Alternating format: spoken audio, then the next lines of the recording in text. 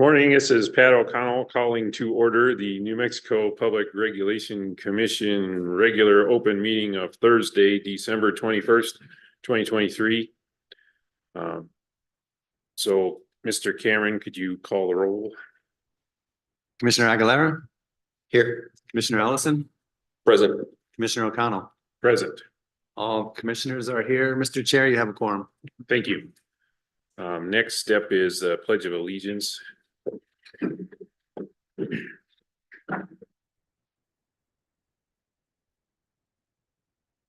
I pledge allegiance to the flag of the United States of America and to the republic for which it stands, one nation, under God, indivisible, with liberty and justice for all. Salute the flag of the state of New Mexico, see a symbol of perfect friendship among united cultures.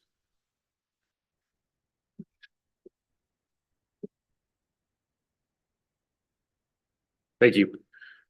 So next item is consideration and approval of the agenda. So commissioners, we have an agenda that was posted Monday morning. Do you have any proposed changes, or are you happy with proceeding with what we had?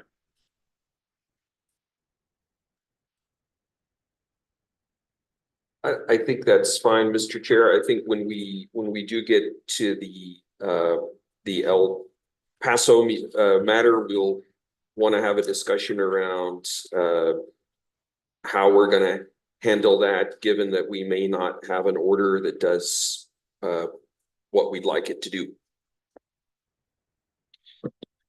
I don't have any changes. Thank you. So I move that we proceed with the agenda that was posted. Second. Commissioner Aguilera?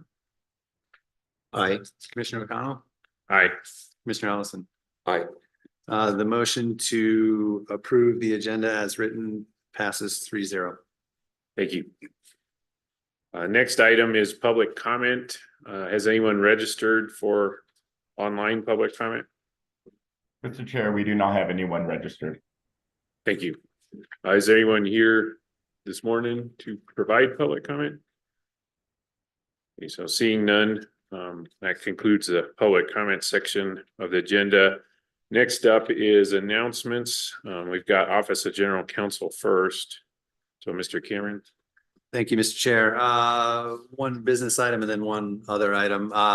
First, I need to read a recitation into the minutes about a closed session that was held on December 15th, 2023. Two of the three commissioners, Commissioner O'Connell had recused himself from this matter, met in closed session, which was closed pursuant to NMSA 1978, section 1015(1)(h)(3), deliberations by a public body in connection with an administrative adjudicatory proceeding.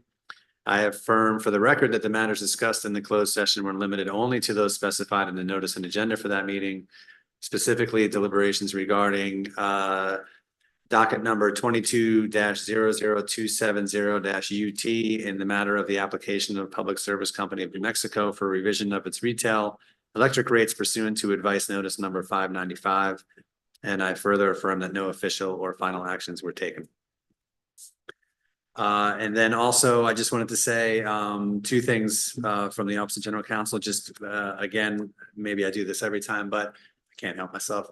Just to thank the attorneys in the OGC for all their hard work, especially over the past month or so. They've really been sprinting to the finish line that keeps moving forward.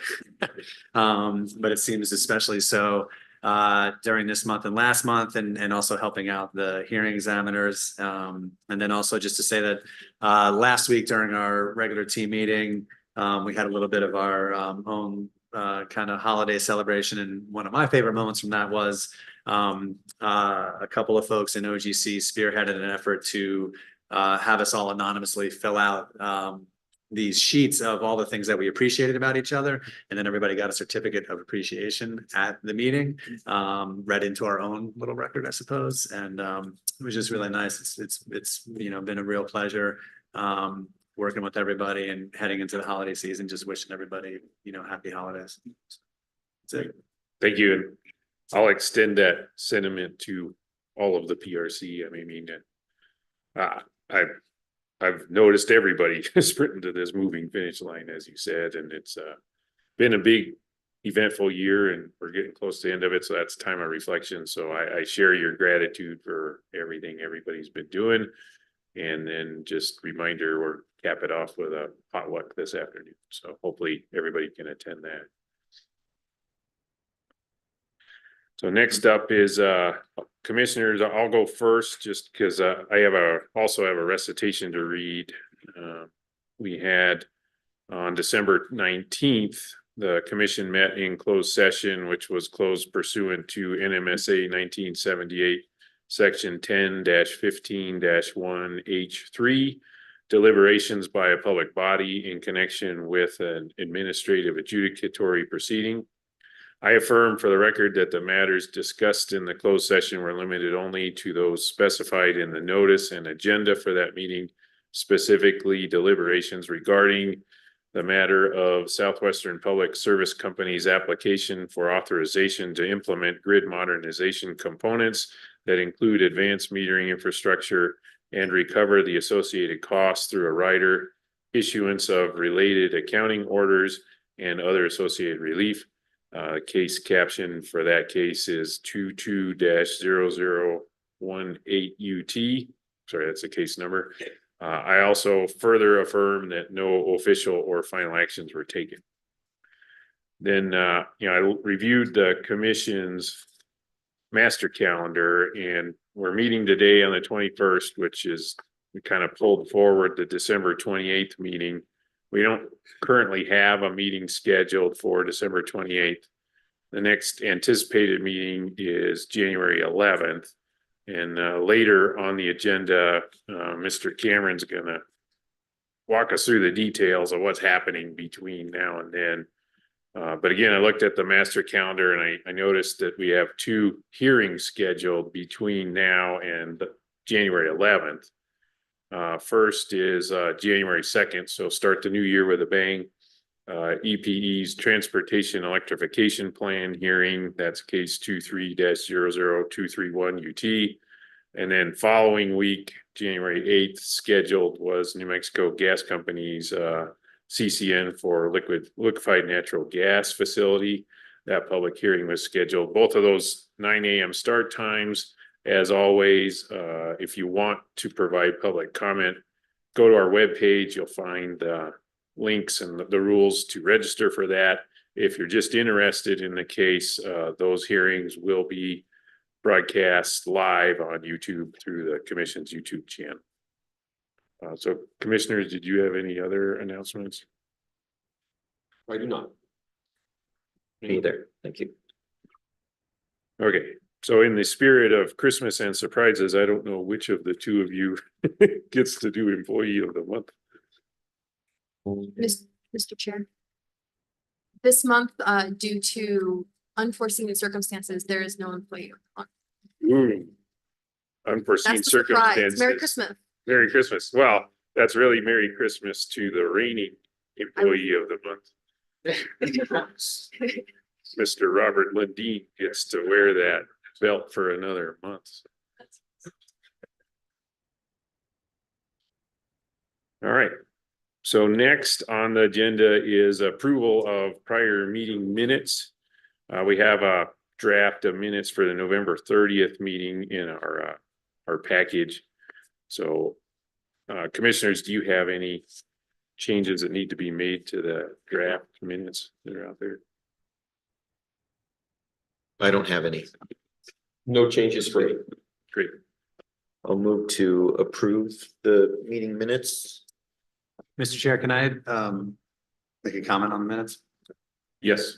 I think under, let's see, it's on page 2, under announcements.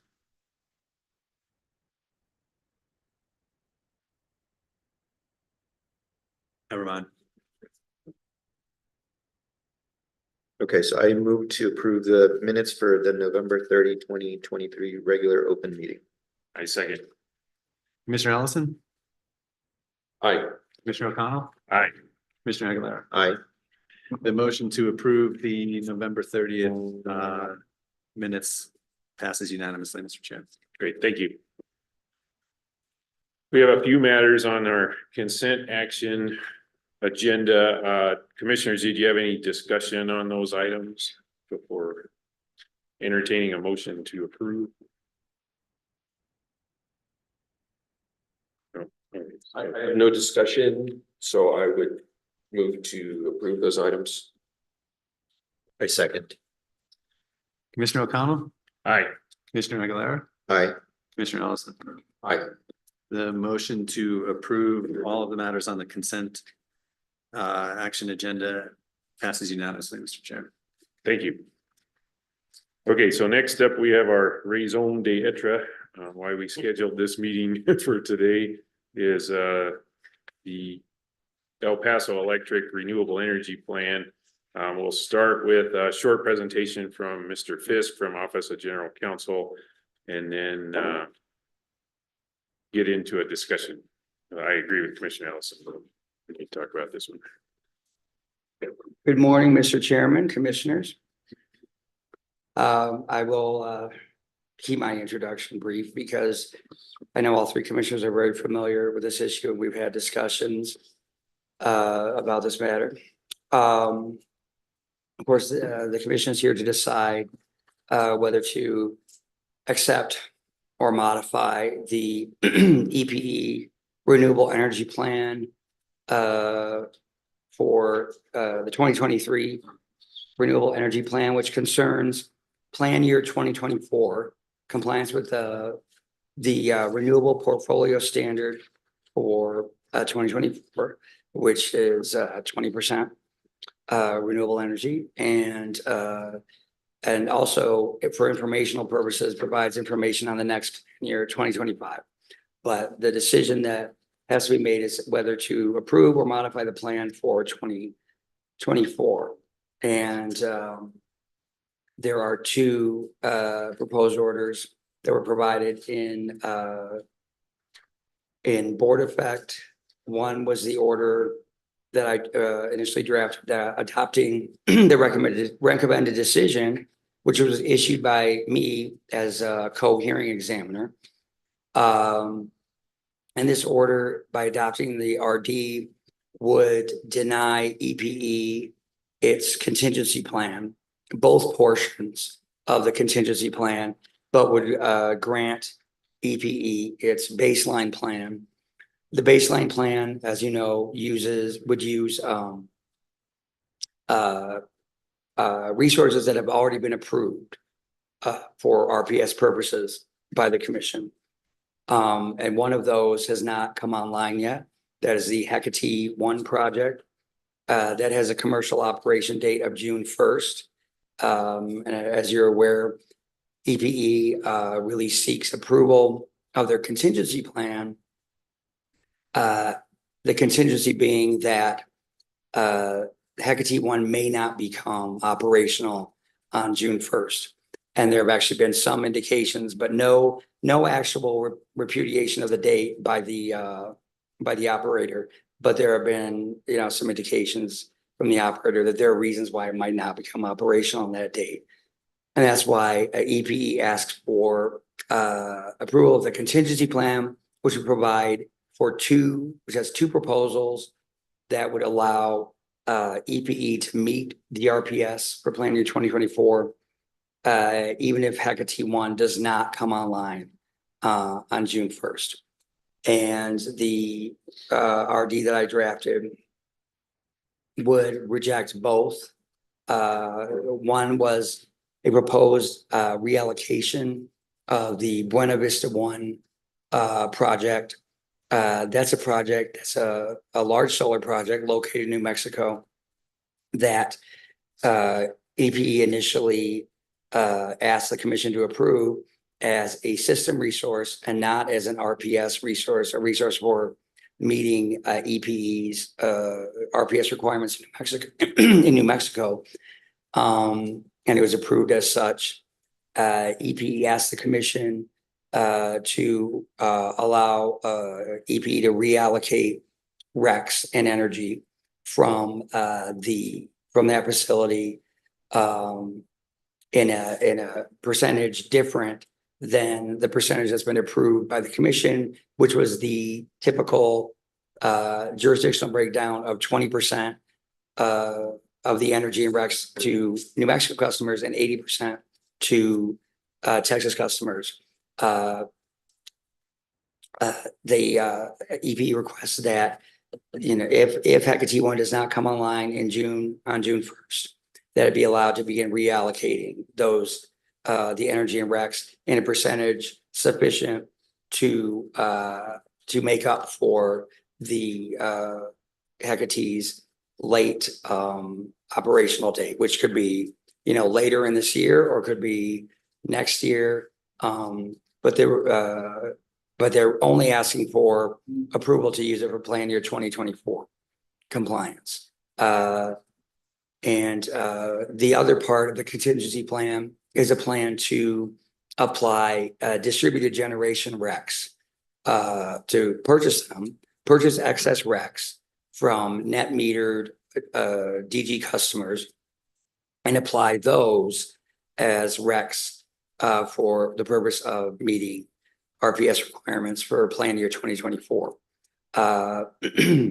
And the order that I drafted, or the recommended decision, would deny both of those, noting that the commission would prefer that RPS requirements were met with actual new resources, renewable resources coming online, and also notes that the reallocation plan for Buena Vista 1 includes a proposed payment of $5.40 per rec from New Mexico customers to Texas customers, because currently with the system resource allocated as it is, Texas customers are benefiting from the market sale of those recs. They can't use the recs for Texas compliance because the facility is located in New Mexico, and the Texas customers apparently make about $1 million a year, and essentially the EPE asks that if they reallocate more of the energy and RECs to New Mexico customers under this plan, that there be compensation in that amount for the RECs that have been diverted, even though they're not needed for Texas compliance, and have mostly, or at least not all of them, and so that Texas customers can continue to receive these payment, the benefits they receive from selling those on the market, selling New Mexico RECs on the market that weren't needed for and weren't being used for New Mexico compliance. And that's the main reason that I put in my RD, this part of it is completely unacceptable. That's not a reasonable cost of complying with the RPS. It's not a cost of obtaining the energy. It was a special benefit that was received by Texas customers because there was a regulatory difference between Texas needs and New Mexico needs, and it was a choice by EPE to take a resource that could have provided from the beginning RECs for compliance in New Mexico, and couldn't provide Texas RECs to allocate most of it to Texas. So my RD and also my proposed order would disapprove that reallocation plan on that basis. And when it comes to the DG rec plan, I didn't have quite as much detail in the RD as I then added to the order that would adopt the RD. Because in the recommended decision, I noted that the commission would prefer not to, prefers to use actual new resources, and it's not clear one way or the other under the statute whether EPE has a right to use reallocation as a resource. It's just not discussed. But the RD states that the commission takes a position that it can refuse to approve something that's not going to provide new renewable energy to the grid. But I also then added to the order, what staff noted and what staff argued, that the DG rec plan as it is, just simply cannot work because of the way that EPE proposes to count what excess DG recs. Excess, in other words, recs that are not consumed by the customer, because it's clear under the law, under the statute, and also our rule, that recs that are not that are consumed by the customer, I mean, and renewable energy, recs associated with renewable energy that's actually consumed by the customer cannot be considered recs that are available or delivered to the utility, and cannot be purchased by the utility. And that was actually pointed out by the commissioner in its final order in the 2022 renewable energy plan in docket number 2293 UT. So EPA came back saying, well, we'll purchase these and just purchase the excess recs. But as staff points out, the calculation of the excess recs, because it's on this a daily basis, a net metering daily basis, doesn't that doesn't align with what the balance is at the end of the month when billing is actually done. And so there's a real probability that it won't accurately reflect which recs are actually available to the utility, which ones were it could very well include renewable energy, recs associated with renewable energy that was actually consumed by the customers. That is added as an additional reason why in the order that I propose, why the DG rec plan should not be approved as being contrary to the statute and to the rule. And so that was my order, which would adopt the recommended decision with a modification, which was to include a specific description of the cost recovery that would be allowed under for the baseline plan resources, and also would provide a procedure for the filing of an advice notice to account for that and staff's review, et cetera, which I did not provide in the RD. So that's a modification that didn't change the substance of the RD, but fleshed out the procedure. And I can take questions on my proposed order, or I could go on to describe Commissioner Ellison's proposed order, or if he would prefer. Commissioner Ellison had additional revisions that that I did for him, but didn't cover everything that he wanted to cover. So the order that's in Board of Ed for Commissioner Ellison from earlier this week gives you part of what he wants in the order, but not everything, because there were additional revisions. And I don't know, Commissioner Ellison, if you want to talk about I that. had a question on the presentation you just gave. Can you help square a circle here? That what evidence is it that Texas customers are currently benefiting from market sales for RECs? Because my reading of the case is this $5.40 price was for a Macho Springs REC sale. It had nothing to do with BV1.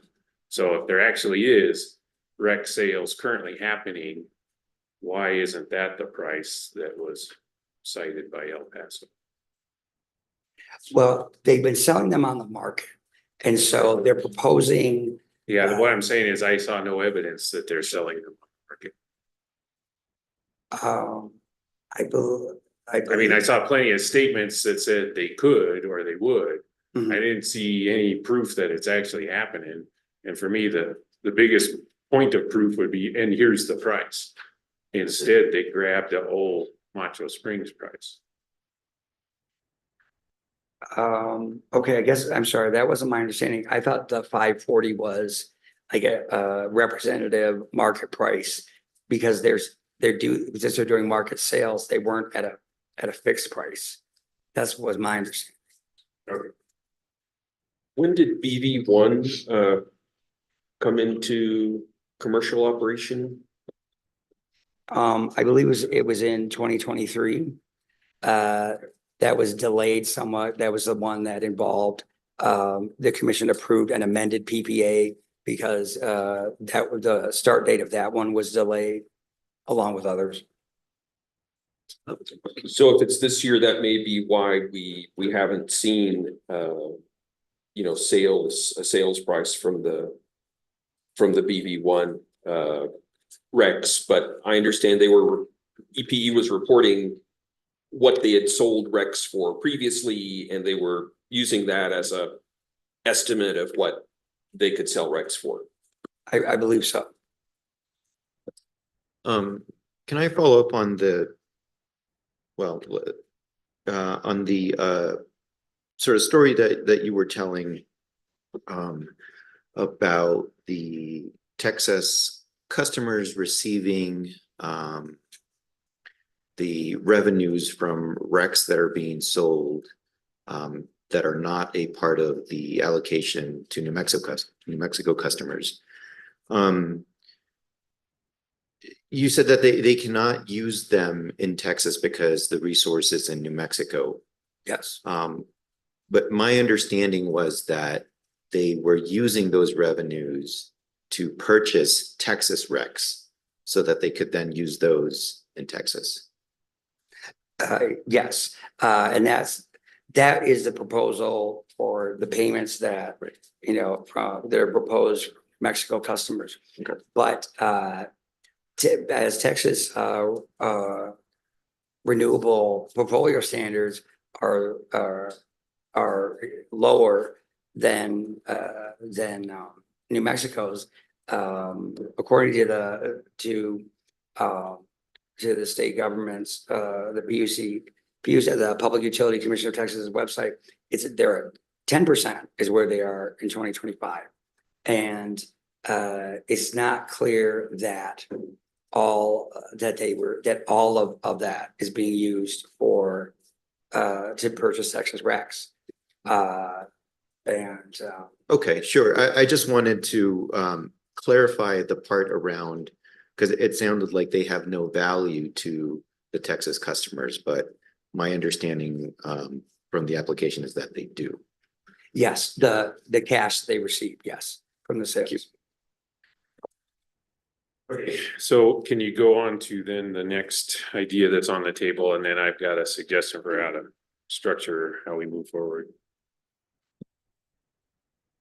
Oh, you mean Commissioner Allison's proposed order? Yes. Okay. Yes, Mr. Chairman. So as you have in a board effect from earlier this week, Commissioner Allison's proposed order would be similar to my proposed order, but the main substantive difference would be that EPE would be allowed to use the Buena Vista One REC reallocation plan in the event that Hecate 1 does not become operational on June 1st. It would only be to the extent needed to comply with the RPS requirement for plan year 2024. Would not continue beyond that.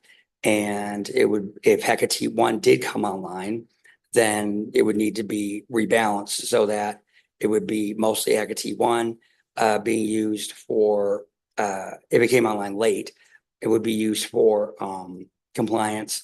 And this reallocation plan would be used just to the extent needed to meet this year's or plan year 2024's RPS. So just provide the option as limited as possible for EPE to use that to comply. But like my RD in order, it would reject the payments from New Mexico customers to Texas customers on the basis that those are not under the statute allows for recovery of reasonable costs of compliance. And I do not consider that a reasonable cost of compliance. Well, what, the purchasing of RECs, purchasing of the energy in RECs will, what customers will see in New Mexico is if there are more, and if there's more energy allocated to from BB1 to New Mexico customers, they'll pay more through the fuel clause because they're getting more energy there. And Texas customers will pay less. They'll be getting less energy from that. They'll have to substitute it with something else. That's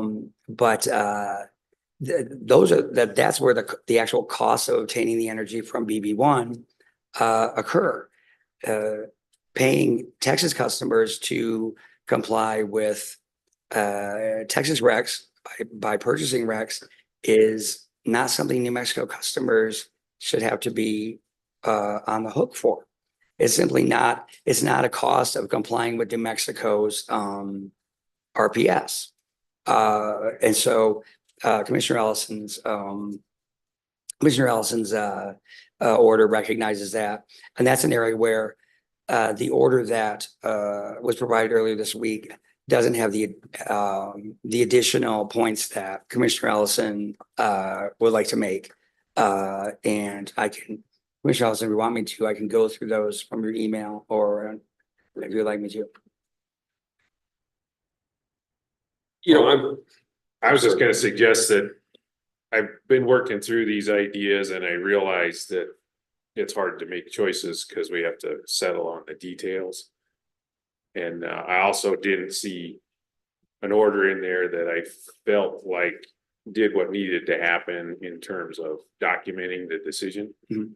So I was gonna propose that moving forward, for this meeting, we do what we've done on other cases, which is let's just work ourselves through the issues, vote to decide what the order needs to order, and then have one of the three of us work with you to draft an order that reflects the discussion that we have here. And then since I'm not working on P&M's rate case, I'm willing to volunteer myself to do that with Russell. But so I just feel like we're at a point now where that would be a good decision to make. If you'd rather just work with the orders that are in board effect, we can, but that was just my suggestion of how to put something together that I think will stand muster.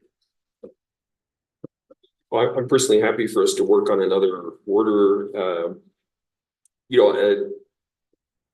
and delegating it to one of us is certainly an option. As you've said, we've done that before. One small risk is that maybe the order comes out a little different than one of us thought it might.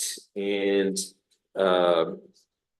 one potential way to deal with that is if we were to come to an agreement now, and while we address other matters on the agenda, Mr. Fisk might have time to put those into an order that we would have a chance to look at the end of the meeting. So that's another possibility. Yeah, we can give that a try, and then if that fails, then we always have the other plan to fall back on. What do you think, Commissioner? I'm trying to think through that alternative. I certainly understand the risk that the order might not end up saying exactly what we wanted, but I think what we would be doing here is taking action on high level action on the items.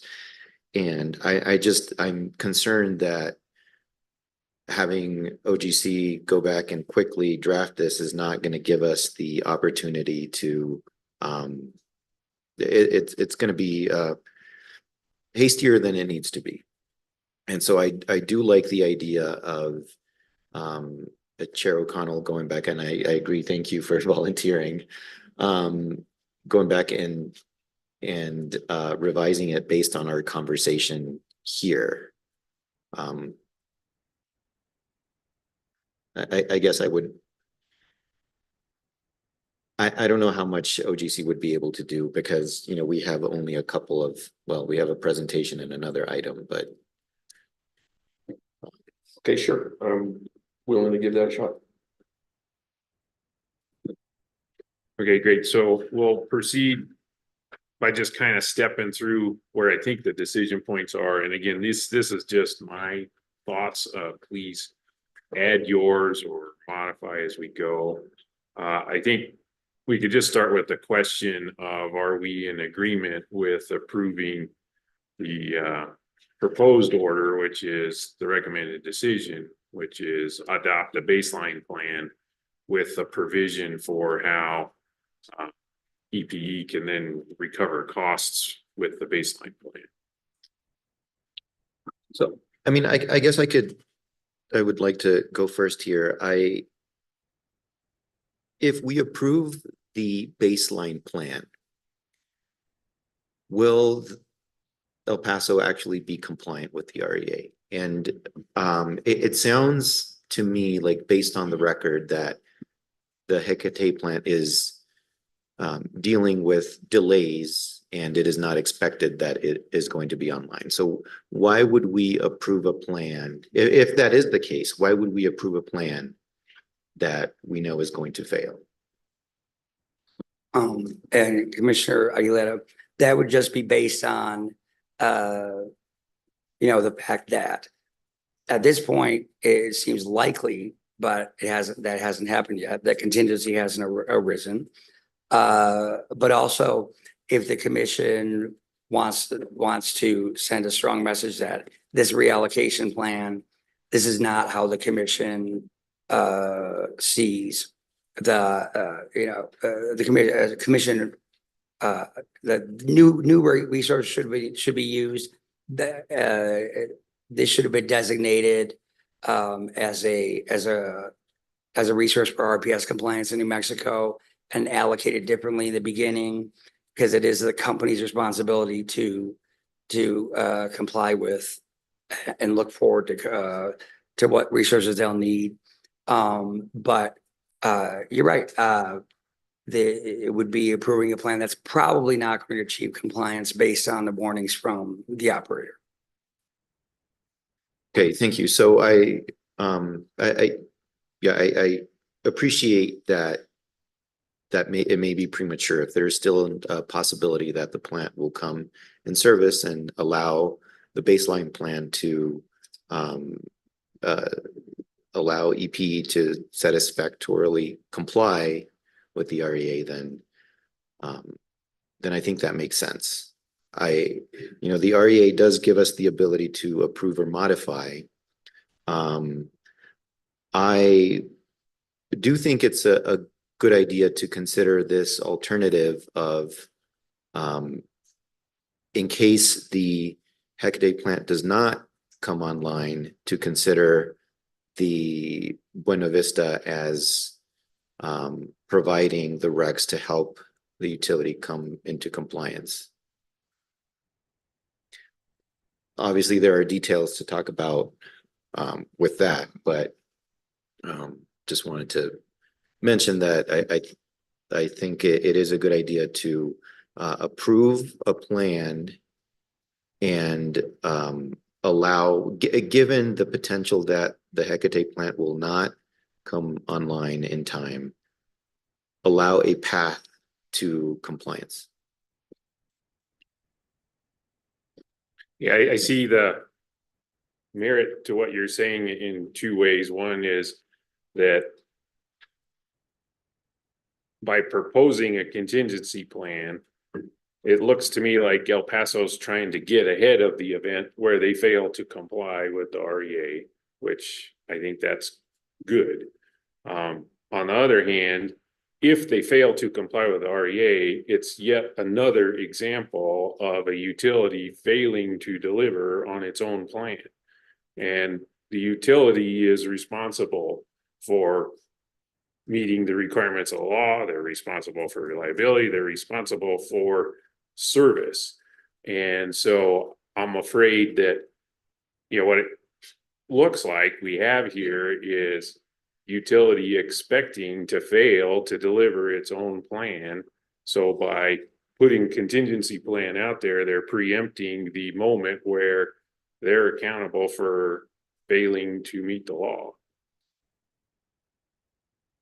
So anyway, that's what I'm struggling with here is there should be consequences for utilities who plan things and then don't deliver on their plans. And so that's where I'm caught between baseline or a modification of either baseline or contingency plan. Yes, I mean, I think there are outside factors, factors outside of their control where, this may not come online.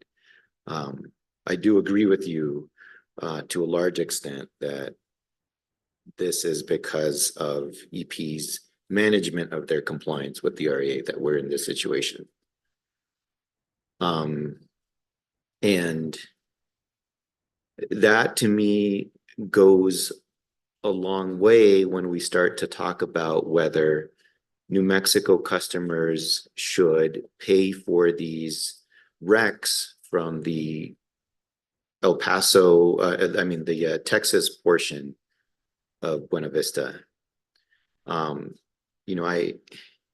It seems to me like we are in this situation because of how the compliance with the REA has been managed by the company, and it does seem to me unreasonable to place that burden on New Mexico customers and have them pay for the additional cost when in reality, at least based on what I see in the record and previous plans, the utility could have handled this better.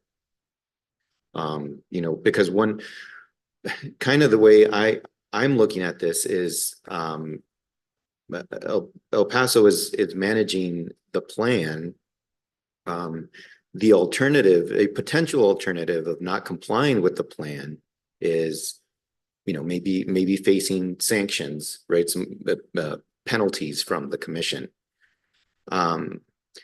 And what El Paso is essentially trying to do here is avoid that by having New Mexico customers purchase the RECs that El Paso is going to require. So I sort of see that shifting the risk from investors to the customers. Yeah, so that brings up an interesting question for me. My understanding of the BV allocation is it'd be allocating energy and RECs. Is that correct? Yes, that's correct, Mr. Chairman. Okay, thank you. With the understanding that the Texas portion, the 80%, the RECs cannot be used by Texas, and so they sell them. But the power comes associated with the RECs. Yeah, that was the. Yeah. So at this point, do you want to weigh in on the baseline versus something else question? I do. I agree with Commissioner Aguilera that I'd rather not approve a plan that the company itself thinks is unlikely to be successful. So my thinking is that we sort of call it a new plan where we take their baseline and then we also allow them to do this Buena Vista 1 reallocation as needed, with the condition that it not result in an adverse impact to New Mexico ratepayers, so no additional costs. So we're giving them a plan that will allow them to succeed, and the question is, do they, would they choose to exercise that plan? I guess to take a step back,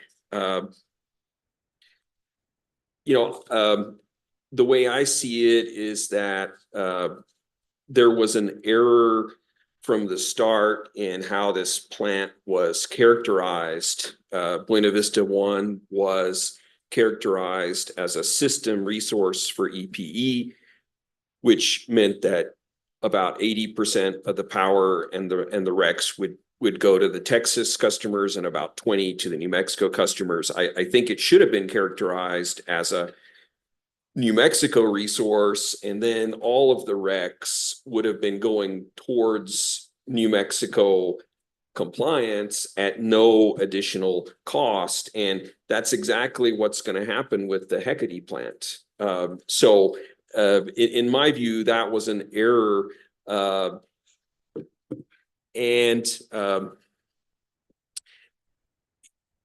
Because BV1 was characterized as a system resource, EPE can't use the 80% of those RECs in Texas or in New Mexico towards compliance. And so they sell them. And by my calculations, if we take those previous sales at $5.4 per megawatt hour, that would yield about $1 million a year in sales for the Texas allocation portion of the RECs. And so I see it as a little bit of a red herring what they use the money for. They're getting $1 million a year from the sale of those RECs that they can't use. And what they're saying in their application is that they want to be compensated for that. If they're going to assign the power and the RECs to New Mexico customers, they're losing out on this extra $1 million a year that they had, and they want to be compensated for it. My point here is that it should have been characterized as a New Mexico resource, and that in that case, there would have been no extra payment for the RECs. I do not believe that New Mexico consumers should pay for what I view as an error the company made. And I think that if EPE wants to come into compliance with the REA, here is a very low cost and reasonable path for them to do so. It would cost them about $500,000 next year if they have to exercise this option for half the year. And I think the question is, how much does EPE want to comply with the New Mexico RPS mandate? Yeah, I largely agree with that. I do want to make one clarification, and going back to what I was asking Mr. Fisk earlier is, there is this revenue, but my understanding is that it's going to the RPS compliance cost in Texas. And there are similarities here between this issue and the one we haven't even talked about with the DGs, where there is the owner of that capacity that is being used to generate the RECs who deserves the value of those RECs, because they're the ones who are paying for the asset. In the net metering example, it's the owner of the behind the meter resource. In this example, I think it's who is paying for that portion of the BV1 plant.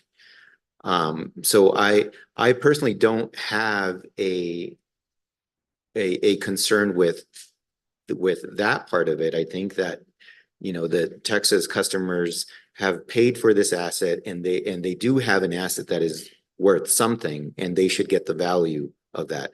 I agree with you that there is an additional cost that is being brought onto New Mexico customers because, as you say, there was an error in not initially allocating all of this plant to New Mexico. And in my case, it goes even further to just the general management of the compliance with the RPS.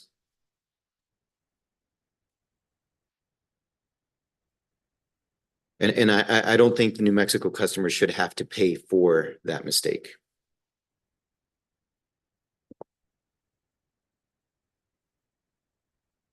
Okay, so I guess I'll weigh in on this baseline versus modified question. I think we all have different reasoning, but like I don't agree there is an asset because I'm not convinced they are selling the RECs. And if the energy transfers, the RECs transfer with the energy. So if the energy is delivered in New Mexico, those are New Mexico RECs. Doesn't matter how it was characterized before, doesn't matter how it's characterized now. That's the contingency plan that EPE offered was, hey, let's reallocate part of this resource. So the issue is once they've reallocated the resource, the RECs come with the energy. And the PPA is you get RECs and energy at a price. So for them to tack a penny on to that is offensive to me. And then if you have the added benefit of it was money they were counting on for something else, then maybe there is a compliance moment baked into deviating from the baseline plan and modifying something else. So anyway, I'm just saying I'm in favor of let's move on from baseline plan approval and get into details around what kind of modifications might be necessary for contingency plan. So I guess just I don't think we need a vote or show of heads. I'm not seeing disagreement with that. So I think, we definitely need to vote on whatever the final order says. But if we just step through this, I don't think we have to be very formal because we're a small group. So with what I'm seeing is agreement. So let's move on to contingency plan. And then my understanding from this discussion is we're really talking about modifications of contingency plan. So in the spirit of we're trying to write a final order here, I think you've already said it, but I just want to confirm why we're even saying we can modify contingency plan. So Mr. Fisk, could you repeat what I think Commissioner Aguilera has already said here? Well, Mr. Chairman, it sounds to me like Commissioner Aguilera is on board with No, Commissioner. my point is, I think Commissioner Aguilera already pointed out that the rule that we're working under here gives the commission authority to approve or modify a plan. Yes. So I just wanted to confirm that. Oh, yes, yes. Yes, the statute does. Yes. Okay, so then when we're in this world of modifying, my understanding is we should get into why we should modify and point to what's in the evidentiary record that is a foundation for whatever modification we want to make. So would you agree with that assessment? Yes, yes. It sounds like the commission is on board with a modified version of the contingency plan. Okay, so I'm just saying that in the spirit of we're also trying to write a final order here. So get on the page what the end product needs to look like. But okay, so commissioners, there's contingency plan, two elements to it. One is using DG Recs to supply the plan, and I'd say that there's a base amount of DG Recs that looks from the record to be not controversial. They are the recs that the utility receives from net generation from the QFs that are DG solar customers. Yes, I would agree. Okay, so then the controversial bit is whatever's bigger than what's been estimated to be about 13% of DG solar generation on their system. And my understanding of that is what EPE has proposed is there are minutes, hours within a month that solar facilities are generating more than the on-site use for customers. They want to claim that as electricity delivered to the utility and then use the RECs that come with that electricity that gets delivered for RPS plan compliance. So do I understand that correctly? Yes, that is correct. Okay. And then I'm inferring from what I heard already from both of you that that contingency plan element shouldn't be approved. I'll tell you why I believe that, and I want to give shout out to staff witness Christopher Dunn. I thought his testimony on that was pretty clear. The period of time where you decide what is excess or what's been generated above what's been consumed is the monthly bill that the customer receives. So to try to use a different denominator than the settlement period around the energy to create a different settlement period around the RECs is nonsense, I guess would be my word there. But so anyway, again, that was explained in Christopher Dunn's testimony. I agreed with what he said. So that's my position on contingency plan element related to GG RECs. I agree with that completely. I agree as well. Great. Okay, so then the next contingency plan element is BV1 allocation. Again, trying to collect what I've heard so far that I absolutely agree with is the BV1 allocation offered by El Paso in their contingency plan was delivery of energy.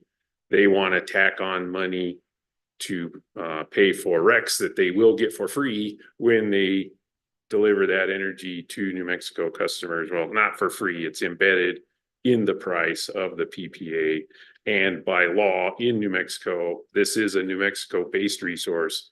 I think that's the point you were trying to make, Mr. Ellison, that by law in New Mexico, when the RECs, when the energy is delivered, so are the RECs. The price for the PPA has been established, so they will get RECs, they will get energy for reasons that are hard for me to fathom. They want to then charge New Mexico customers for those RECs. So I'd propose that while we're talking about BV reallocation, that it's at no additional cost beyond the price for energy and RECs that EPE will be paying for from the PPA.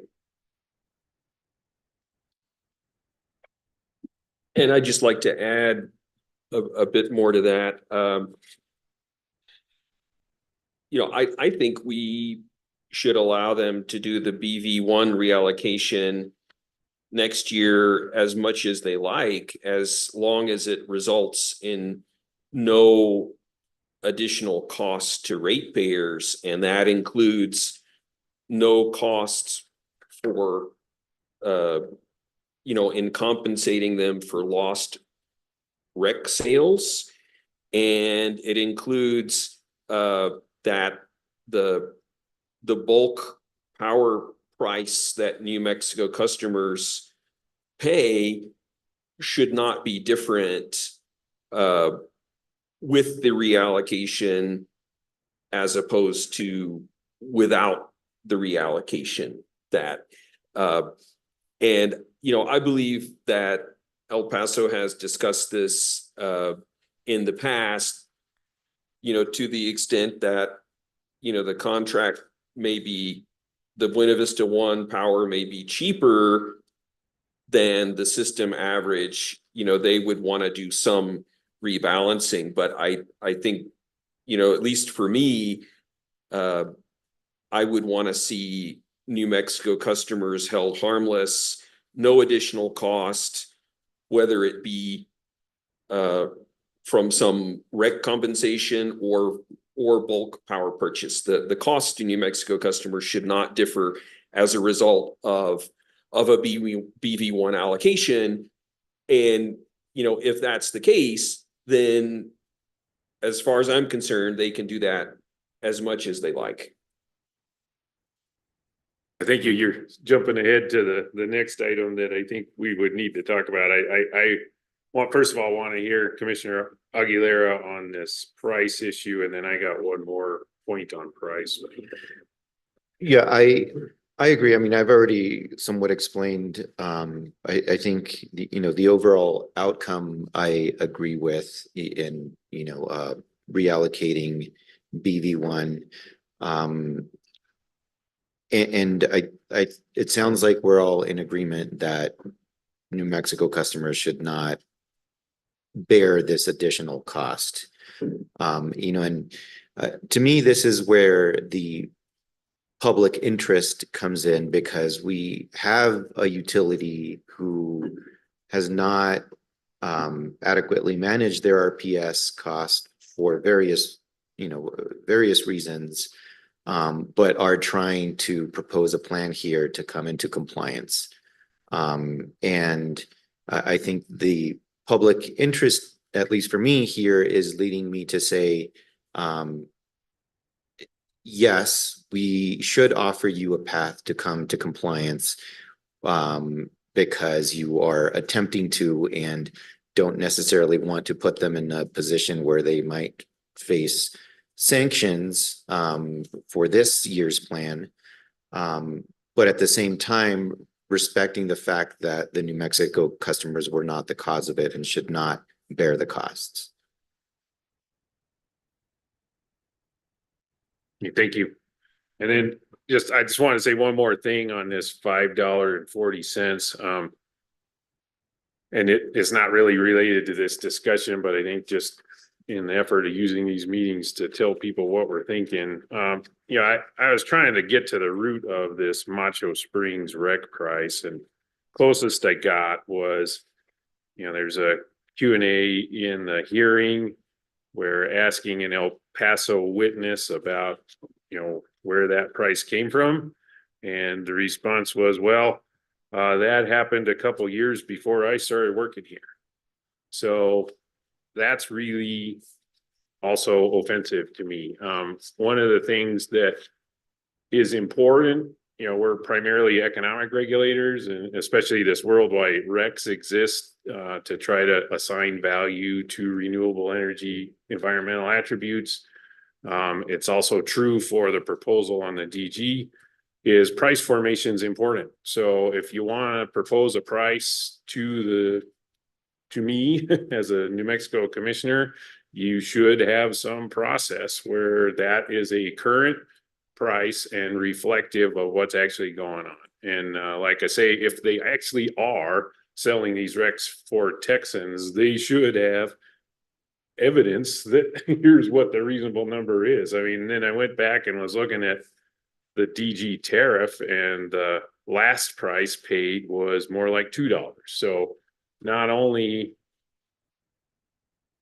was that a made up number apparently, or grabbed from distant past, I guess is a more fair way to say that, it isn't the most recent price. So price formation is important, especially in this world where lots of things are changing. So anyway, that's a piece of this development of this plan that I don't think is part of the decision. I really think it's more based on how these RECs should be valued, because they're included in the PPA price and the energy will be sold to New Mexico in that plan. That's really my foundation for that. But just want to point out for EPE and the other utility listening, don't be that lazy with price formation. Oh, off my soapbox. Well, I think in terms of the order, that is something that, we could start off with in establishing that the proposal for the $5.40 price for the RECs has not been demonstrated to be just and reasonable and in the public interest. And then leading into your explanation where the price itself is not supported by the evidence.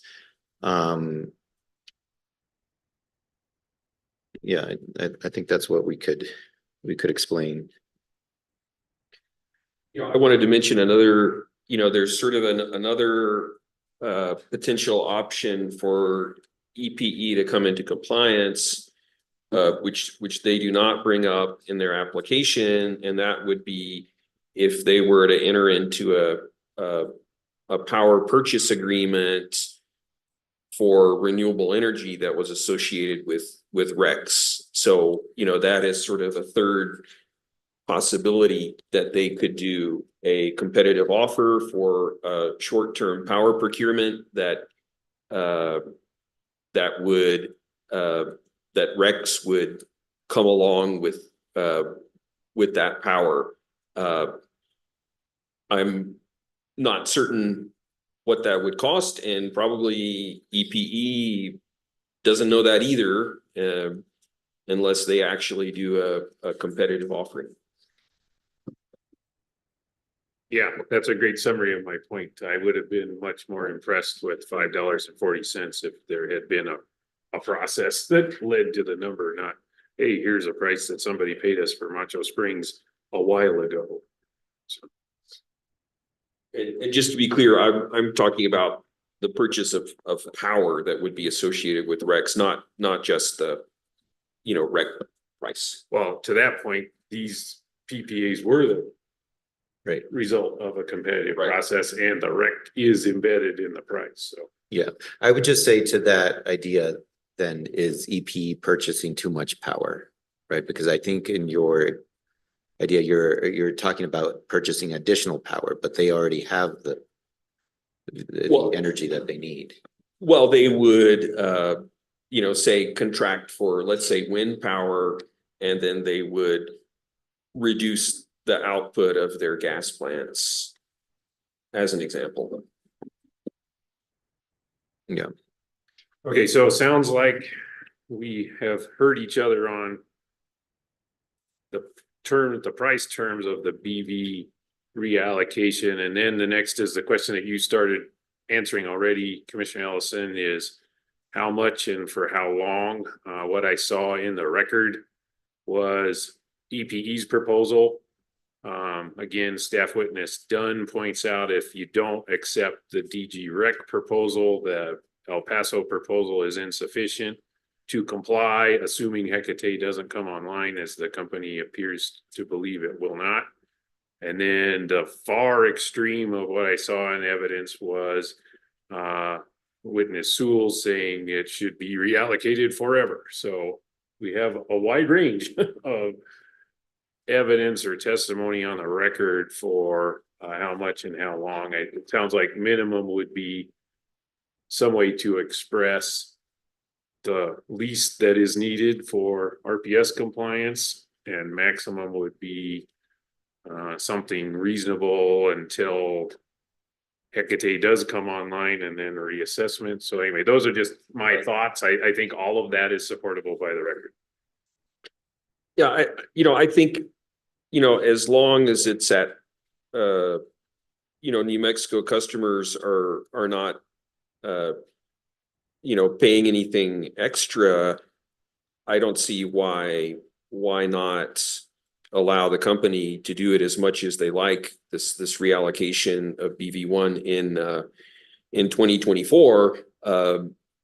If they're able to sell those RECs that were for the Texas portion, then their incentive will be to do it as little as possible. So, I don't see the need for us to be worried about them doing the reallocation too much if it's not burdening New Mexico ratepayers in any way.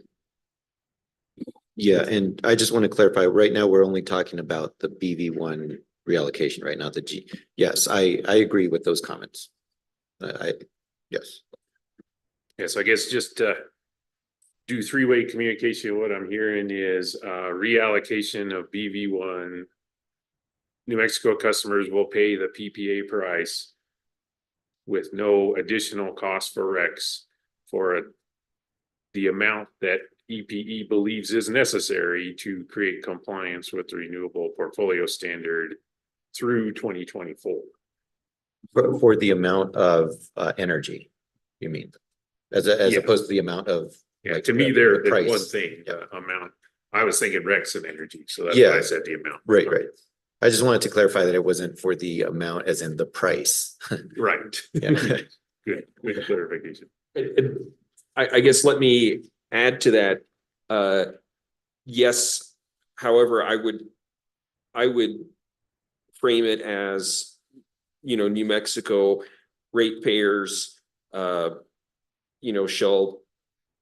not have any adverse impact because when they do the reallocation of BV1, let's say BV1 is below system average price.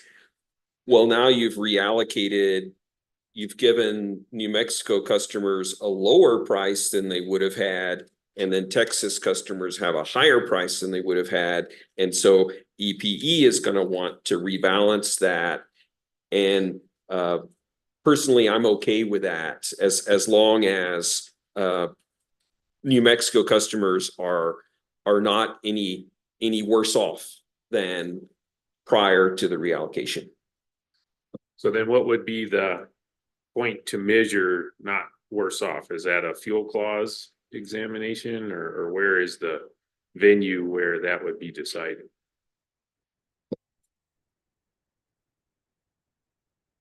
I mean, it could be a compliance filing at the end of the year to demonstrate how much was allocated and at what prices.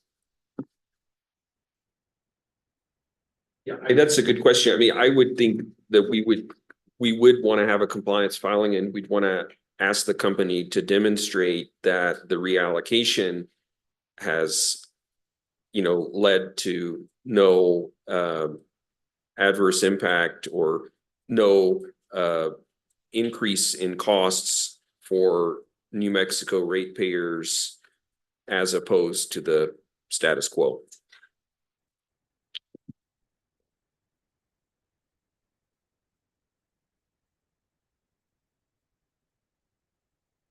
Yeah, and just one thing I want to clarify here is that what I'm understanding this as agreeing to allow EP to use the BV1 reallocation as opposed to requiring them to.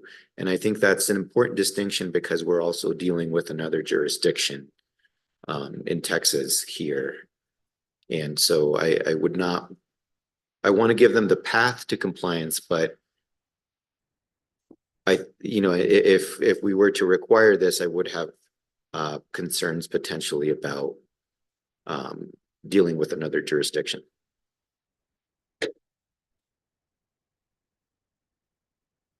I would definitely see this as, allowing for this reallocation, but not requiring it.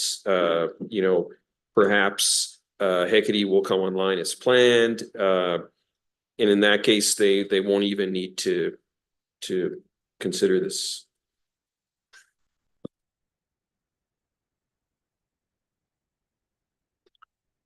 Okay, so I feel like we're at a point where we could kind of collect what we've done and try to put together a motion for approval. I guess I'm not that clear on compliance filing. I think you were most articulate on that so far. So I'd invite Commissioner Aguilera to try to structure either. Let's take one more try at compliance, because maybe I just missed it, but you already said it. Well, before we get there, I wanted to add to what I mentioned earlier, that the order could explain with respect to the additional price for the RECs that EP proposed to charge New Mexico customers.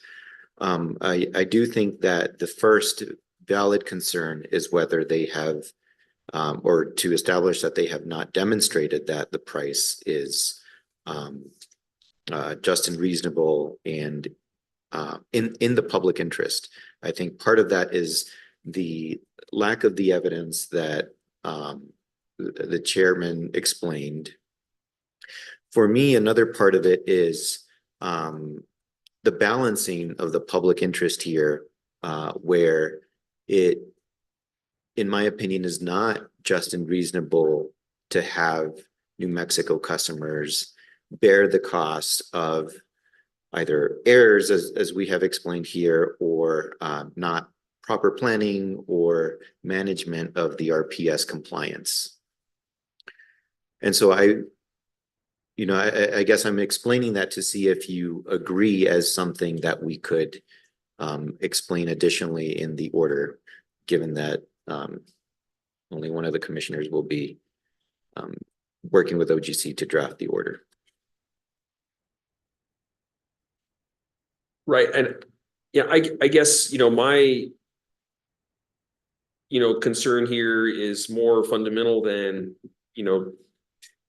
perhaps having a rec price based on stale data. My concern is that I don't think, no matter what the price of a rec were to be, that New Mexico customers should be on the hook to compensate EPE for what they would have been able to earn, because I do think the plant should have been allocated entirely to New Mexico customers in the first place. Yeah, so I guess what I was saying is to establish that the price has not been shown to be just and reasonable, and assuming arguendo that it is just and reasonable, it is still not just and reasonable and in the public interest to allocate those costs, additional cost, to New Mexico customers.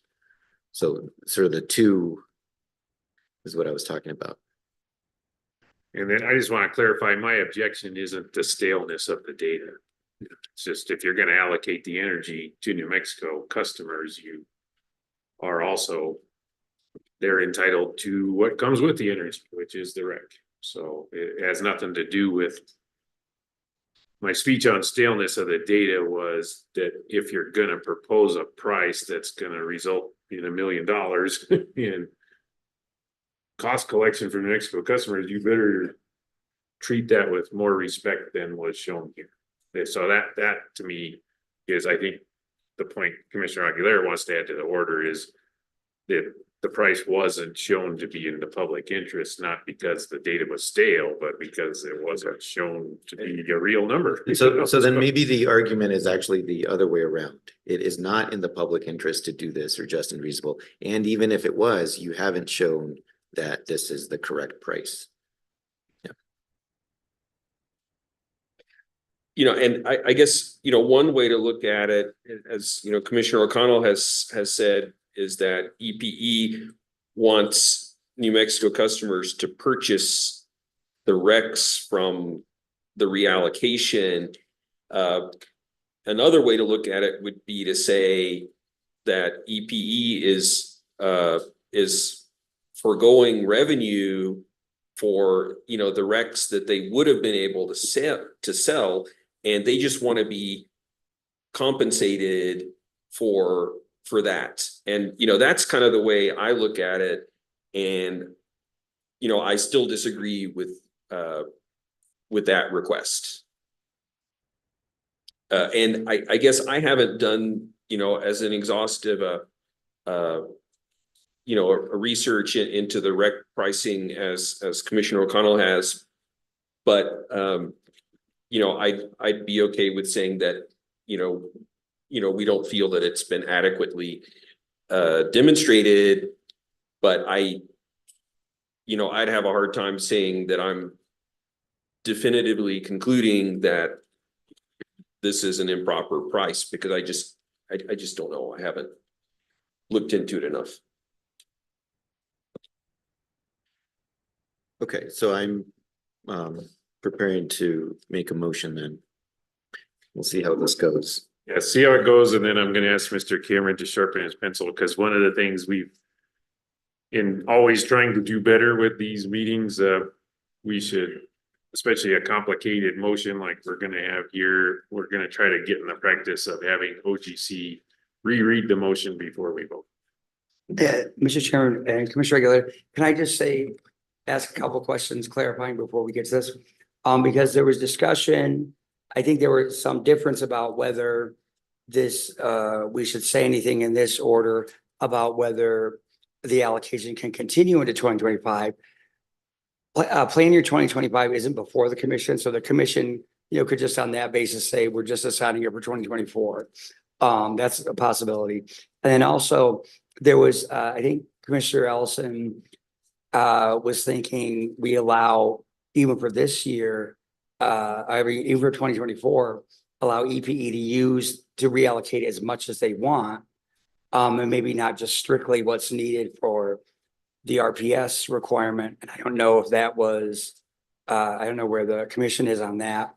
And just the related point, whether, whether like in part of the order that you haven't seen, for Commissioner Ellison, like I came up with a notice system by which one, EPE would notify the commission if Hecate didn't come online in June 1st and file an advice notice for the reallocation of RECs. Two, if it did come on later, say August 1st, that they would then file a notice and a new advice notice that would minimize the use of the reallocation. Now, the commission could also decide that if it doesn't come online on June 1st, the EP can just use the reallocate. They don't have to adjust if Hecate comes online. They might overshoot the RPS, but there's no problem with that. These are the options. I think we would need to just make sure we have that part of it nailed down. I guess personally, I'm not sure I see the need for such a strict, sort of a verification program that, that they're not using this reallocation one day more than they need to. Again, as I see it, as long as it's not adversely impacting New Mexico ratepayers, I would be fine with allowing EPE to do it as much as they want in 2024, specifying that this is for plan year 2024. We're agreeing to this for 2024, but going forward, we'd have to review it again. And it would still be starting on June 1st only if Hecate doesn't come online now. Is that correct?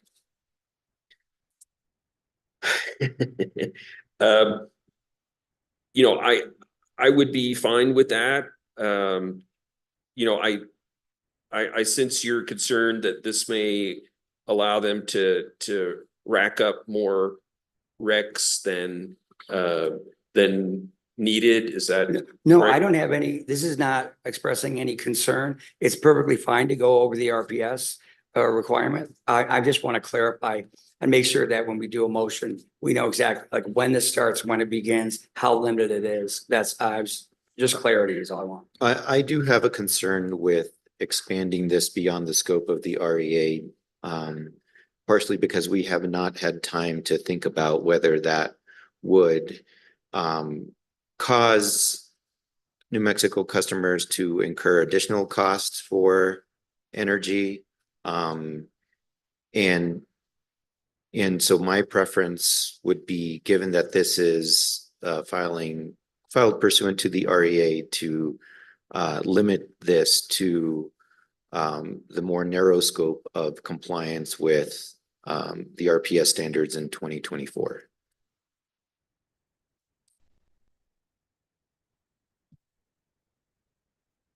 That's fine with me. I think the goal is that they need to attain 20% compliance in 2024, and that's the whole idea behind this. I mean, I guess I wouldn't have a big problem if they wanted to go to 21 or 22% using this mechanism, but the focus has got to be on attainment next year. Yeah, I don't have a concern with that either. I'm just not having the benefit of knowing what that does to cost overall. That's my hesitation here. But if it's more beneficial financially for New Mexico customers, then I would agree with that. And so just one more clarification on the cost issue. There was discussion, the Commissioner Ellison has said that, a condition would be obviously that the 540 per rec going to Texas customers would not be included. And also, and I think everybody agrees on that. And also that that did not would lead to an increase in costs to New Mexico ratepayers as opposed to the status quo. And so Commissioner Ellison, that would be shown at a compliance filing at the end of the year. So that would be like the total cost of compliance as estimated, I guess, with Hecate, would not be, it would not, we wouldn't go above, like the total cost of compliance wouldn't go above that due to the reallocation. Is that the comparison? 'Cause as opposed to the status quo, I don't know exactly what that comparison would be. Yeah, I guess I really wasn't thinking about, comparing it with Hecate since, we just don't know when that's gonna come online. But I think the idea here is that, there is some system average cost for power. And by doing the reallocation, my guess is that BV1 is cheaper than the system average, and that, it could actually lead to cheaper prices for New Mexico customers than otherwise, and therefore more expensive prices for Texas customers than otherwise. And I could understand how, EPE would want to rebalance for that. And I think that's reasonable. So, it would just be a demonstration of, that the reallocation did not lead to an increase in costs for New Mexico ratepayers. I understand that. So it's not looking at total versus total, but looking at system average cost per unit of energy versus BV1 cost per unit of energy. Yeah, I guess that's the way, that's one way to look at it. I mean, we might want to consult a little bit if you want to put an actual mechanism in here. But again, they just need to demonstrate that there's been no adverse impact to New Mexico ratepayers as a result of the rebalancing. Okay, so we can say something like no increase in the cost per unit of energy by reallocating BV1. Okay. Right, wholesale power cost or pass through power costs or wholesale power costs to New Mexico customers has not been negatively impacted by the rebalance. I understand that. Thank you. That's all my questions.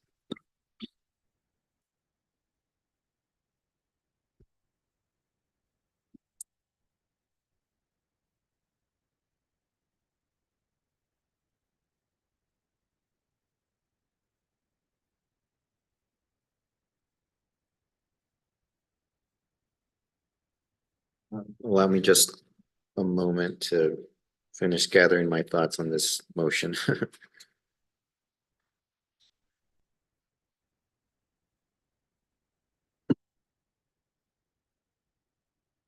Okay.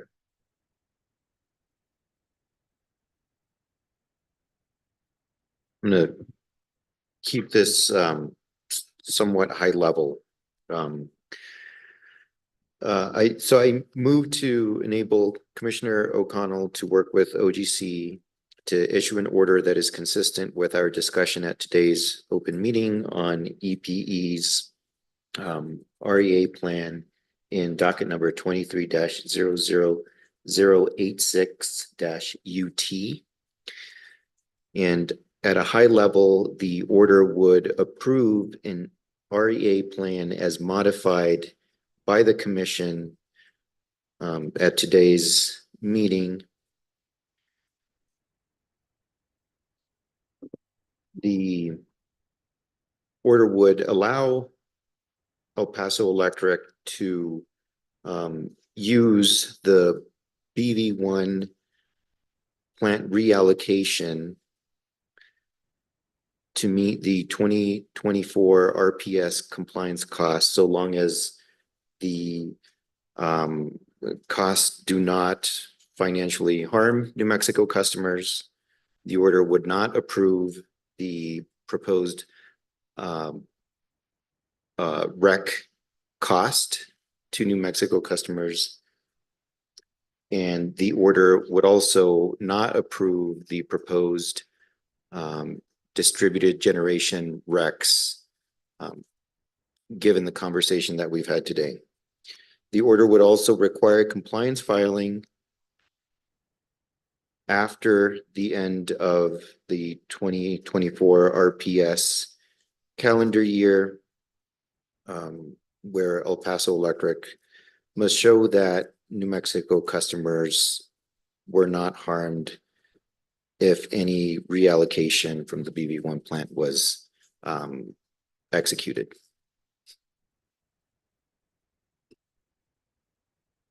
I'll second that motion.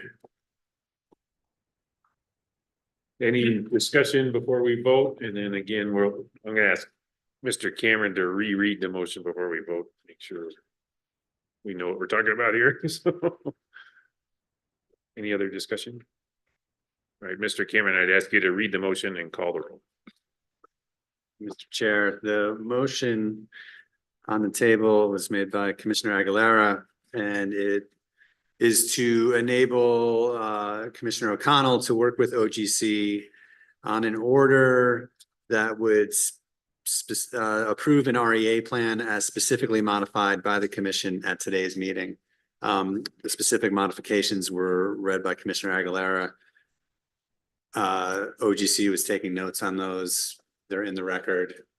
I don't have them off the top of my head, but I think the motion captures what we're talking about. So to the vote, Commissioner Ellison. Oh, actually, was the motion seconded?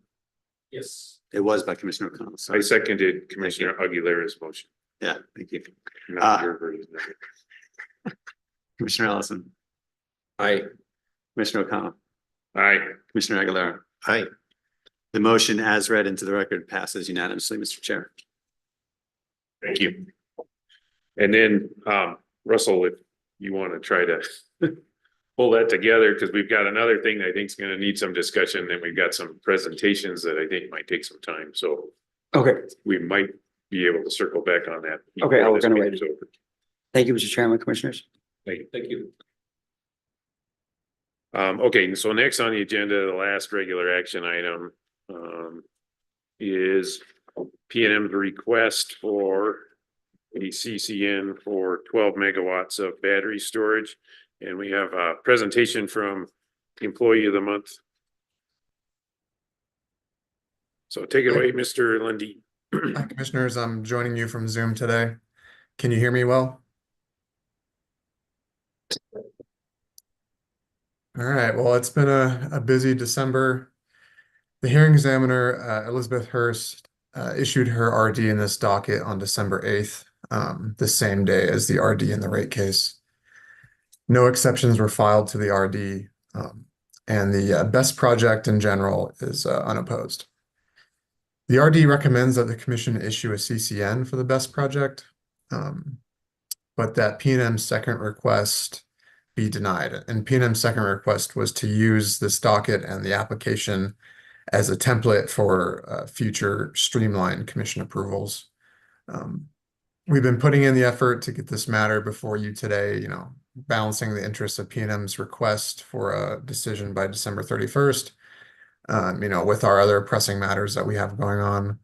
And given that this is likely our last open meeting of the year, it's been a quick turnaround since the RD was issued.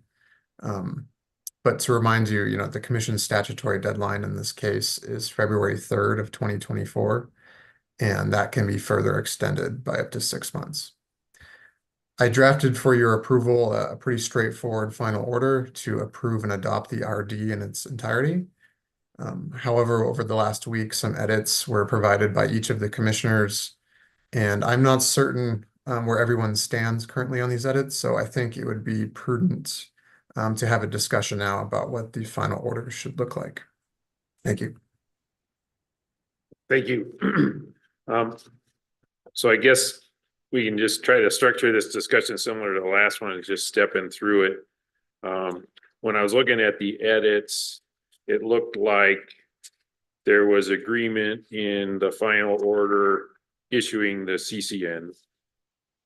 There is a section where we're trying to take P&M's observation that the price could be less if they achieve tax credit from the federal government. So there's a section where we're trying to make sure that happens. And then there's a late edit that came in last night that's drafted as 2 paragraphs, but I think it's 2 separate ideas. One is linking this to the rulemakings that are going on. And then another one that talks about the issue that is recommended to be rejected in the recommended decision, which is some way to streamline applications for a similar project in the future. So that's my reading of where we're at. Commissioners, do you have any disagreement with that? And if not, then we can just proceed working through the 3 items that I think are still being edited or discussed at the moment. That sounds accurate to me. I think some of the comments that I requested are in a version called V2 on board effect, and I think that's in paragraph 14 of the discussion is really language that I had suggested. I agree with that general description and prepared to talk about each of those proposals. Okay, so then let's take up what is in the draft that we have as paragraph 13. Basically, it observes that P&M provided testimony saying that there's potential for up to 30% investment tax credit under Inflation Reduction Act that would lower the cost of this project to the customer. So what we've been trying to settle on is a means to encourage that to happen. So I'm looking at the version that came in last night at 10:30 that says, to this end, commission finds that P&M shall apply for such tax credit and include in a compliance filing a statement of whether it was successful in the application. Commission finds that as a matter of public policy, public utilities should seek such opportunities that reduce costs for customers while maintaining transparency through the regulatory and development process. So that's the draft that I'm reading. I just read it out loud to make sure we've all got the same draft. And then for discussion purposes, I'd say I am in favor of including that paragraph in the final order.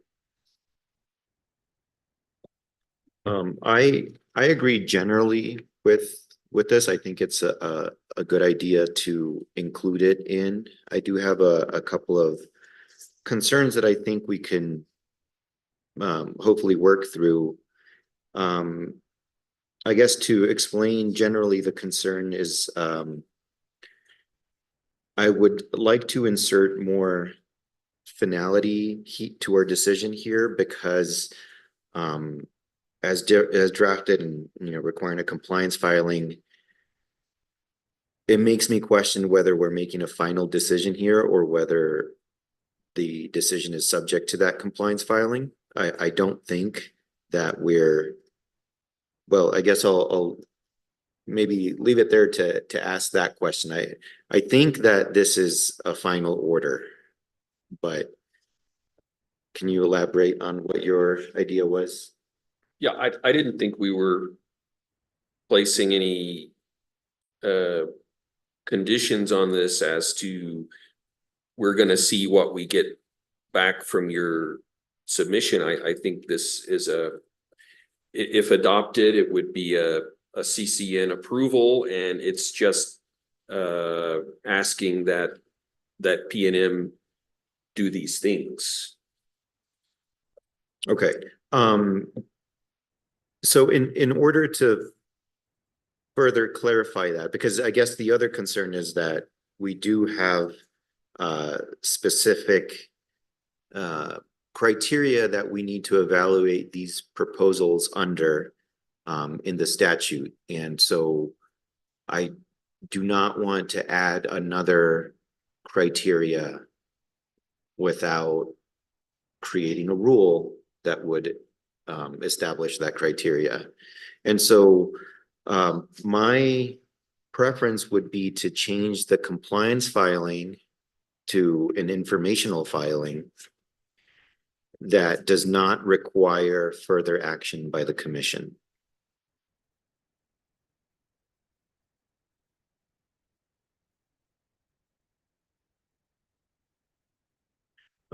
So I think my edits would be to the decretal paragraph B to change compliance to informational, and then to add a sentence at the end of it that says the informational filing will not require further action by the commission. I would be fine with that. I mean, I didn't interpret it as requiring further action by commission, so I wouldn't have a problem with that modification. Yeah, I also think that's a good modification. The only thing I want to be sure, and maybe I was assuming this was true, that if it was a compliance filing, there'd be some kind of verification from the utility. So I guess as long as we just search and replace compliance with informational filing and leave that last sentence in the decretal order, that'll be supported by affidavit. Yeah. I think, And I think the commission can act on this filing and this information. I just wanted to clarify that we don't have to. great. Is that clear to you, Mr. Lundin?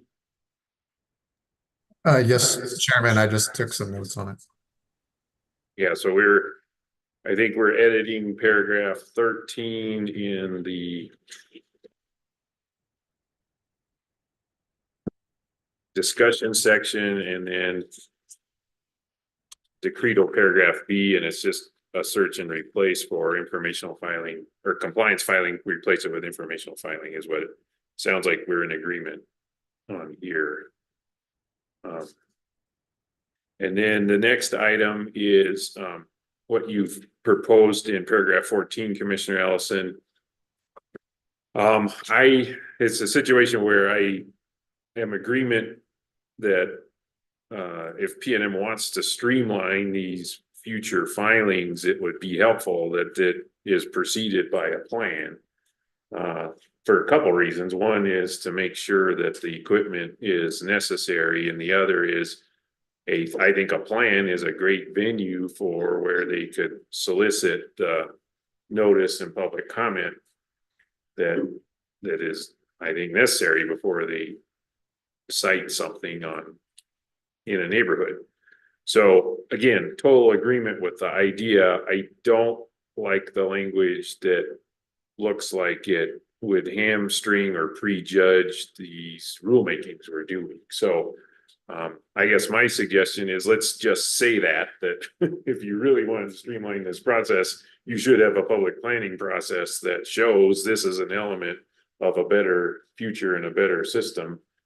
And if you've done that, then we're going to be more amenable to your application without getting into just kind of I'll tell you, the real issue for me is just too specific.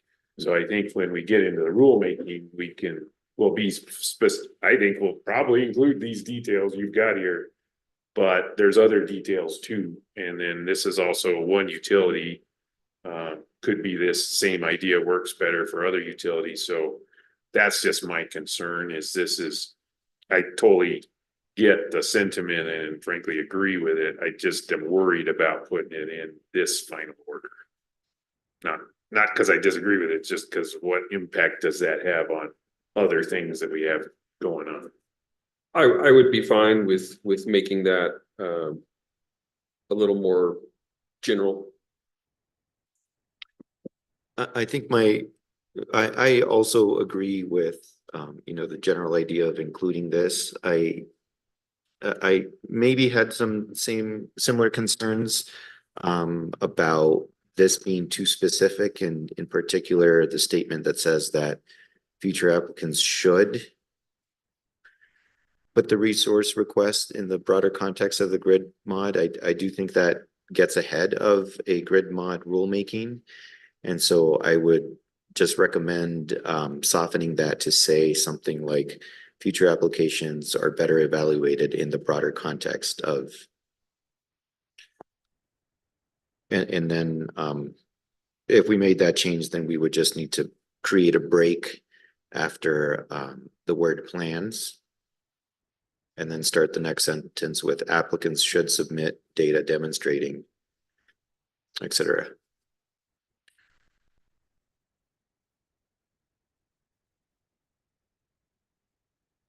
So you'd propose that second sentence of paragraph 14, the commission finds that future applications are better evaluated in the broader context of PNM's grid modernization and distribution investment plans, period. Yes.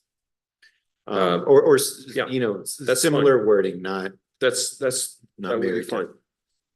You were leaving the next sentence, you're just. Yes, applicants should Adding submit. the subject of the next sentence. by- Yes, because I think the next sentence is speaking to what kind of information should be submitted in all applications. Yeah, those edits would totally address my concerns.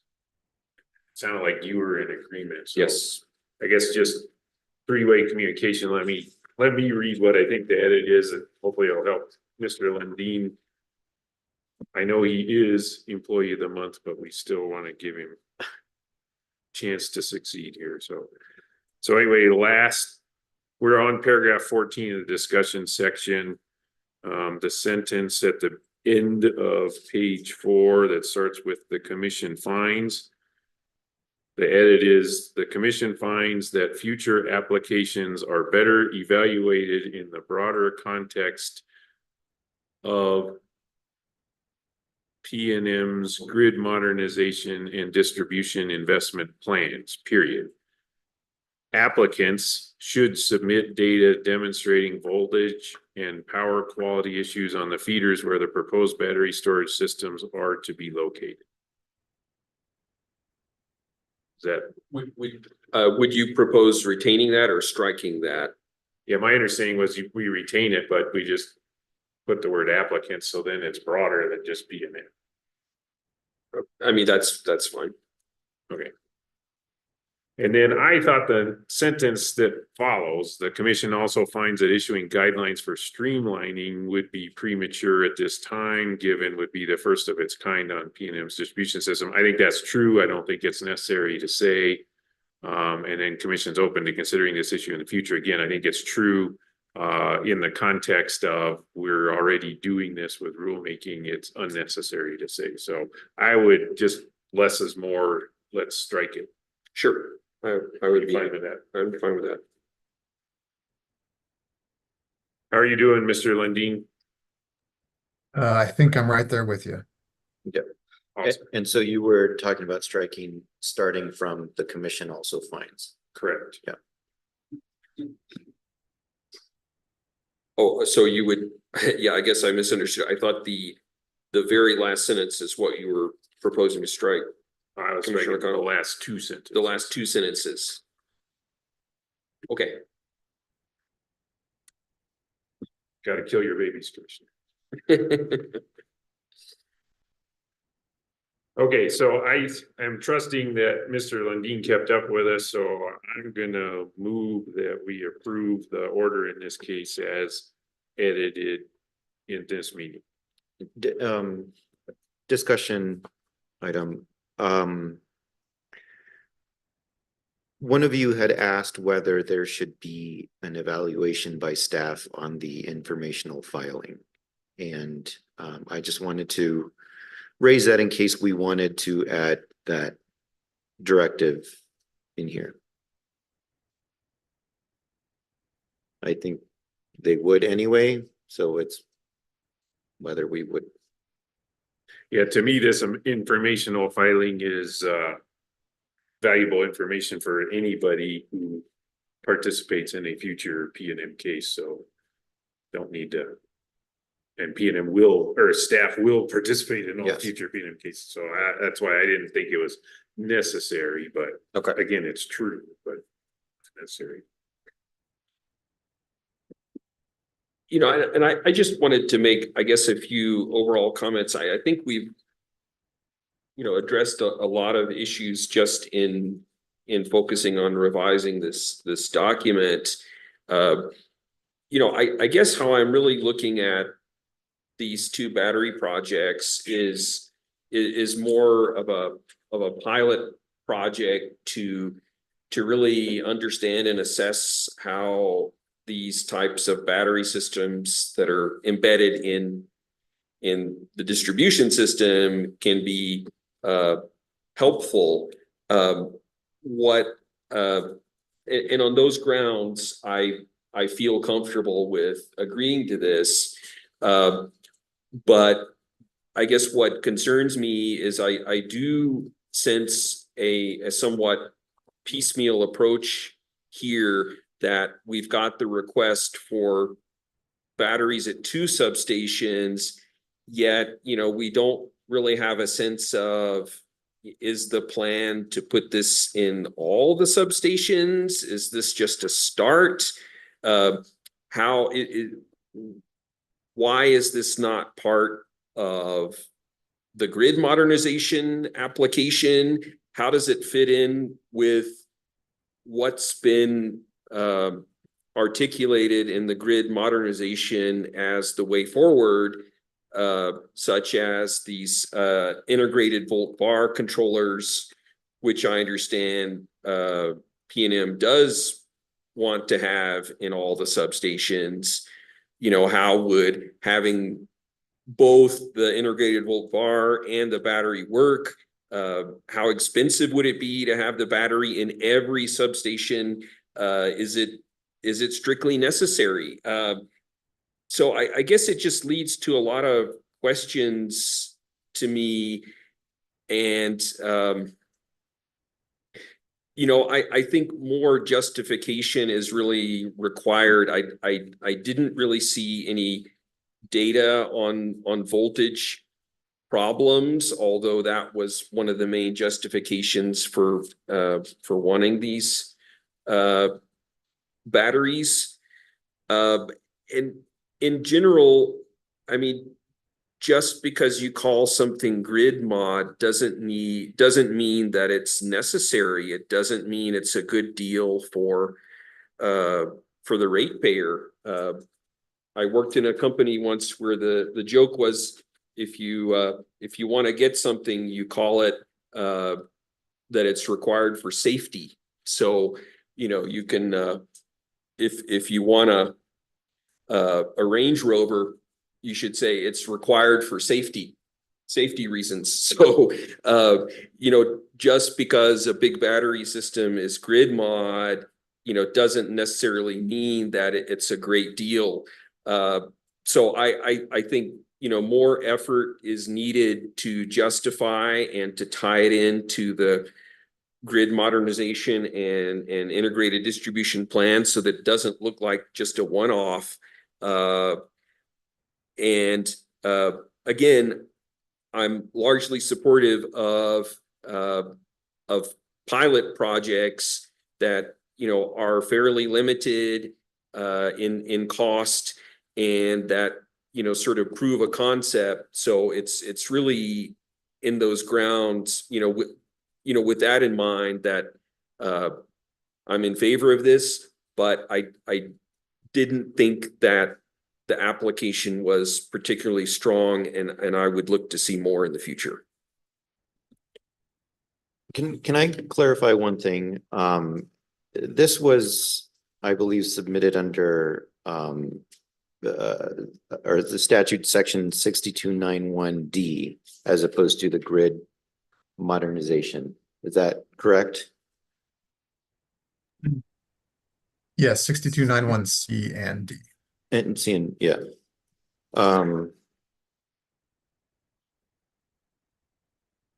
Yeah.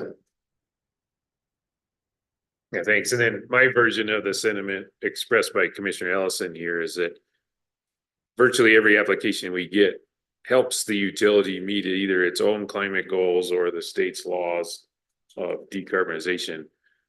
Because there isn't anything that shows you how these things all work in a coordinated fashion, or which one is more important than others, or which ones are primary and which ones might not be needed if things work better than we expect them to, those kind of things. The utilities are really getting to boy who cried wolf territory with those claims. So I think solution to that would be a planning process that shows how all these things link together. Yep, I agree with all of those sentiments. I do think that P&M showed here that focusing on these two projects is beneficial for customers.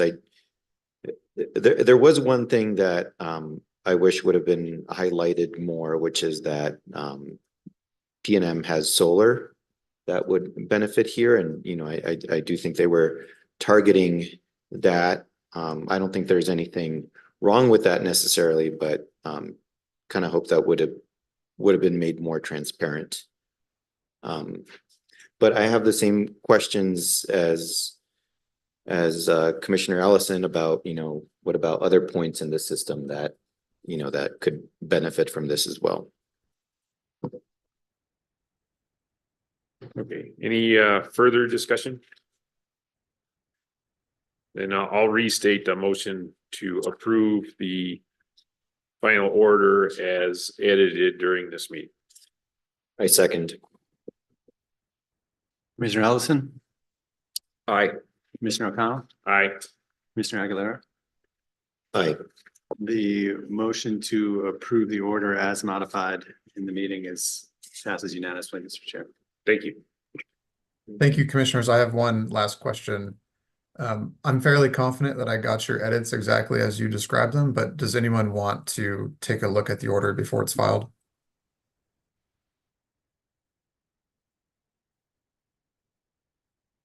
Yeah, we can do that. And then I was gonna propose we take a 10-minute break. We've got a few presentations to come. So Mr. Lundin, I'd say you probably have an hour before we've got time to look at it. So Thank you. thanks. So I will propose that we take a 10-minute break and come back at 10 afternoon. I would second that if we need to vote. You can vote with your feet. How about that? Okay.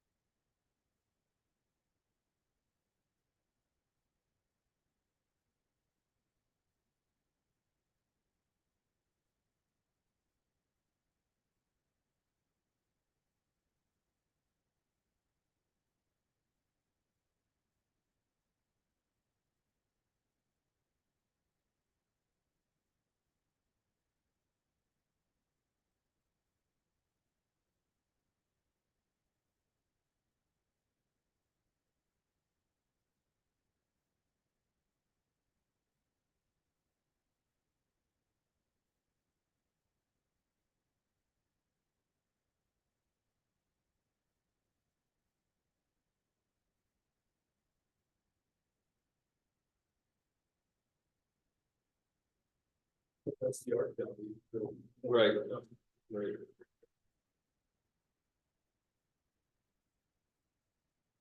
Okay, so 12:10, I think we're ready to resume.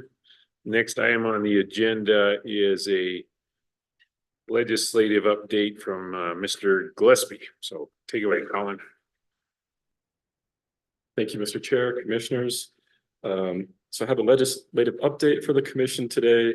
I'll be going over two main things: the FIR process that we're putting in place and upcoming potential legislation that we're working on, issue spotting with staff. First, I'd like to give a special thanks to Jason Montoya. He was instrumental in helping me create the FIR system. It's largely the same process with a few added redundancies and efficiencies. Jason created a really nice organized filing system as a repository for our policy and FIR documents. So there's no need to reinvent the wheel there. We'll be using that. I also wanted to give a thanks to Miguel for helping me get set up. Miguel Lujan for helping me get set up on the tech side of things and getting access to that storage system. And lastly, on the first slide, I just wanted to note that there will be a training on this for members of staff, attorneys who will be participating in the FIR process. Next slide, please. So first, I want to talk about what's in an FIR. That's a fiscal impact report, and what it does. I'm sure you're all familiar with that, but for our larger audience, it's a policymaking tool that legislators and interested parties use to take policy stances on upcoming or on pending legislation. Essentially, requests come in from the Legislative Counsel Service to our agency, and we do our best to provide an objective analysis consistent with commission policy, rules, and precedent. I want to make a distinction here that an FIR is certainly not a policy stance, and that if the commission wishes to take a policy stance on a particular bill, it can rise to the level of an open meeting with a formal vote, where the three members of the panel can take a policy stance. That's not what we're going for in an FIR. We're looking to resolve legal issues such as conflicts of law. We're looking at fiscal impact to the agency, the resources required to implement a bill. This would be staff time and the monetary valuation of that. We're looking at technical issues. These could be engineering flaws. They could also be structural issues with the bill, jurisdictional issues, such as the PRC is unable to implement, let's say, X portion of this bill because of a conflict of law, or a rulemaking might need to occur before we could implement that bill. And then I would like to go to the next slide, please. Here's an overview of our FIR process. So I've broken it down into two main components: the pre-filing FIR process, which is used prior to the pre-filing deadline. This year, that's going to be the 12th of January. And then our standard FIR process, which has a 24-hour deadline. That's going to start on the 16th of January with the opening day of the session. The deadline for introduction of bills is the end of the month, January 31st. And the end of the session is officially February 15th. In the pre-filing process, I do want to note that there are two components to this. There's the pre-filing process that occurs between the beginning of the pre-filing opening, that's January 2nd, through the close of the pre-filing, which is the 12th. That is one part of the pre-filing process. The other component to pre-filing occurs before that deadline even begins. And if drafters, parties, sponsors would like to work with us on what can be anticipated in FIR coming from our agency, there's a lot of value in working with the agency and our staff, even prior to the opening of that pre-filing date of the 2nd in this case. Let's turn to the next slide, please. So I've simplified the FIR process flow. This is the standard flow. So it doesn't show the pre-filing process, but it's simple 8 steps, and then I'll take the rest of the presentation to discuss those in detail. But essentially, once a request comes in, it will go to 3 points of contact at the agency. Those 3 points of contact will decide who should be assigned the FIR request. Then the points of contact assign the FIR to staff. The staff will work out to fill out the form. Staff send the completed FIR form to the points of contact for review. The points of contact review the FIR form for error and completeness. And then the points of contact file with the Legislative Council Service, ultimately ending the process by creating an internal record of the FIR request on the aforementioned filing system that Jason created. And if we turn to the next slide, so step 1, the FIR comes into all 3 points of contact. Here I've created a priority list of how they come in. So in order, if I'm available, and I hope to be available 99% of the time to take these FIR requests, I will take it and then assign first. If I'm unable to do so, Choya Corey, our Chief of Staff, will handle the request. And finally, Miranda Mascareñas, our Chief Financial Officer, will be the backup's backup in case neither Choya or myself are available. The point of contact acknowledges receipt and claims the FIR request. This is sort of a virtual I got it, just so everyone's on the same page and knows which point of contact is handling the request. At the bottom of the page here, I have a little navigational map just so we can tell during the presentation what step I'm describing. So step 2, the point of contact determines whom to assign the FIR.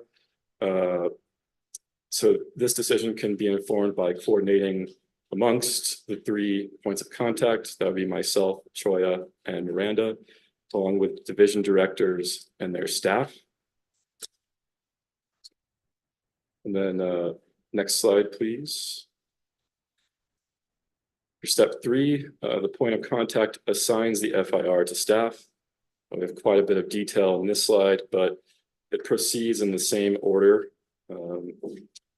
And the point of contact will always fill in the boilerplate information, such as the sponsor, bill number, agency code, before sending and assigning to staff. The assignation process, it will always be completed through an email and a text message. And the reason for this redundancy is that we really want to put staff and division directors and points of contact on notice with the timestamp that we receive from the Legislative Council Service, because that is a drop dead deadline for when the request needs to be turned around.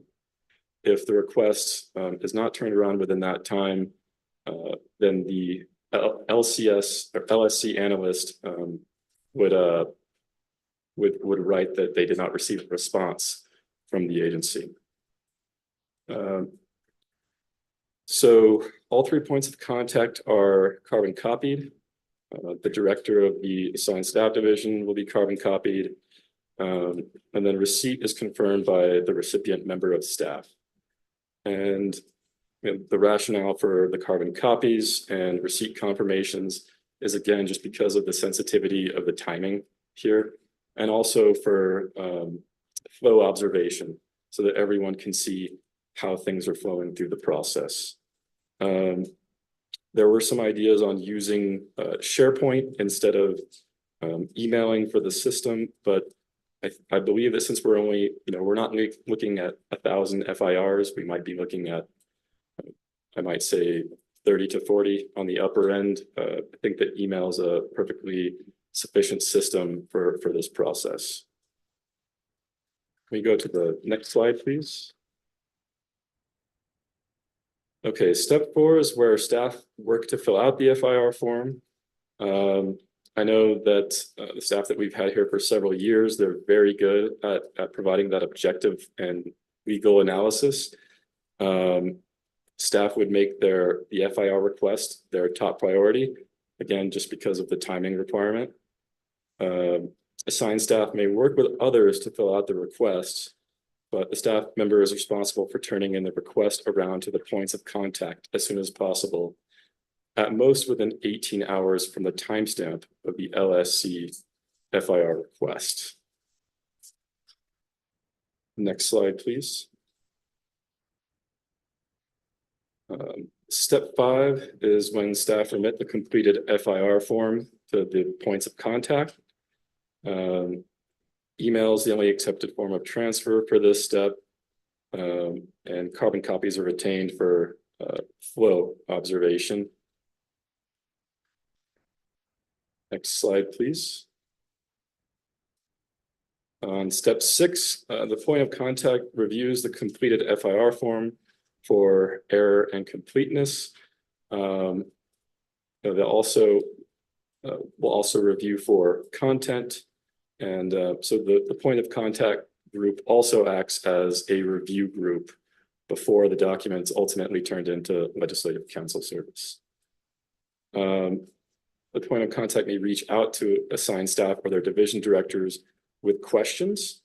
That's why the turnaround time is 18 hours. We're needing time in for an iterative process where we can ask questions of staff if we don't understand a particular point of their analysis.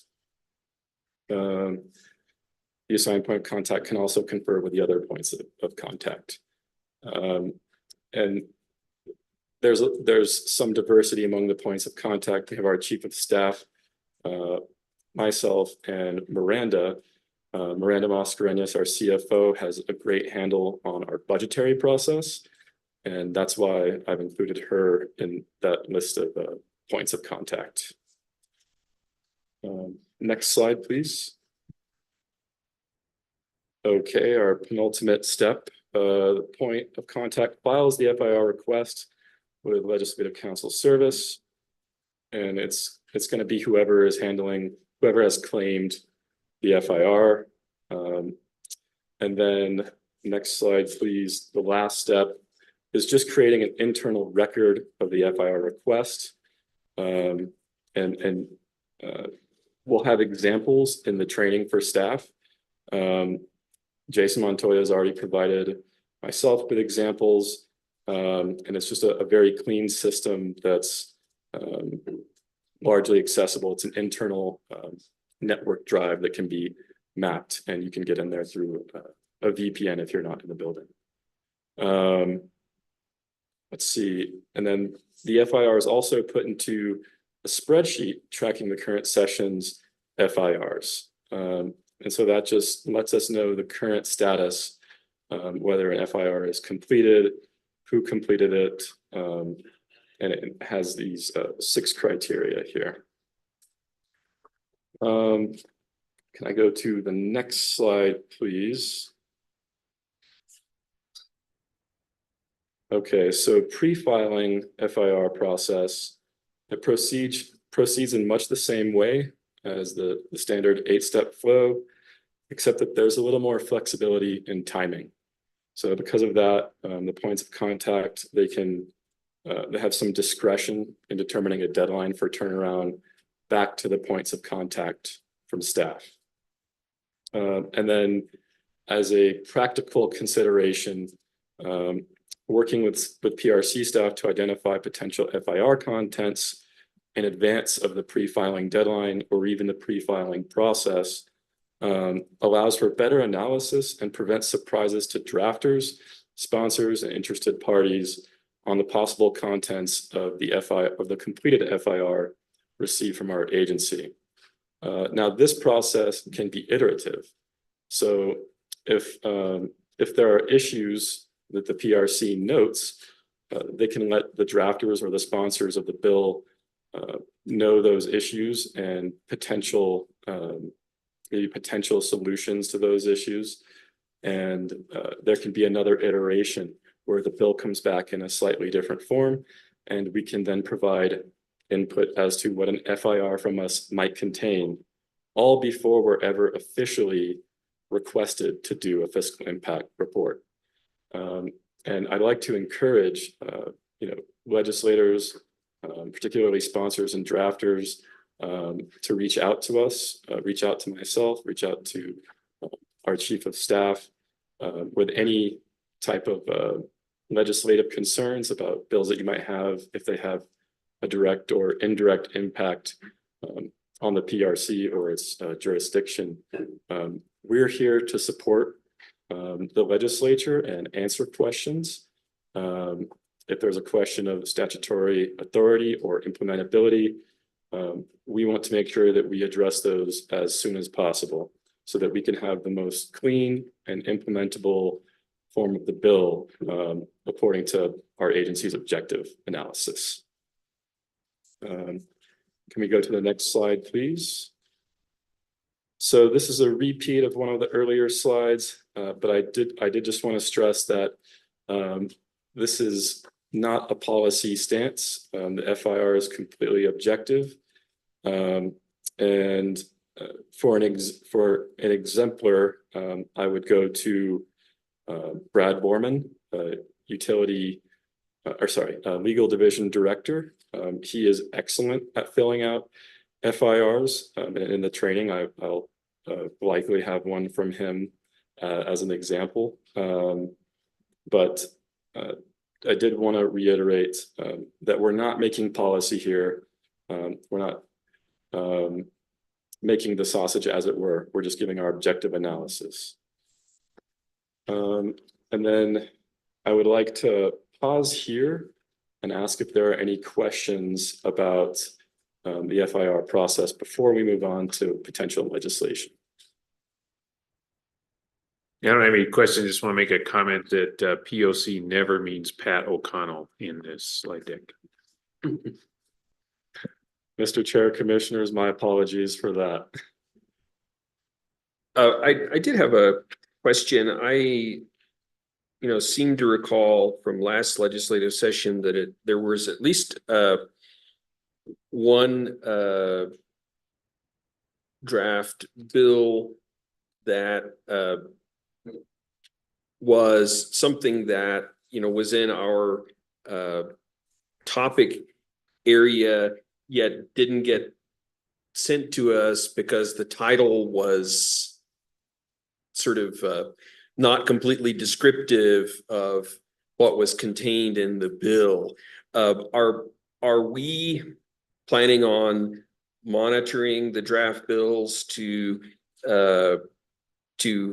find situations like that? And would we reach out to the legislative committee to say, hey, that's actually something that, we have some expertise in? Commissioner Ellison, Mr. Chair, I can't speak to exactly which bill. I don't recall what happened last session on that. And I'm not perfectly clear on whether that's a standard procedure where the agency would reach out to legislative counsel service. But I would say that we will be monitoring bills as they come in. That's part of my job description. and I'll be tracking legislation, much like I did last year with a spreadsheet. I'll be up at the Capitol very often, and we'll be looking out for bills that have not been submitted to us that will, or that may indirectly or directly affect the agency. So I imagine that I'll be before you much more often the following 2 months, and you'll be receiving materials on those both orally and through email.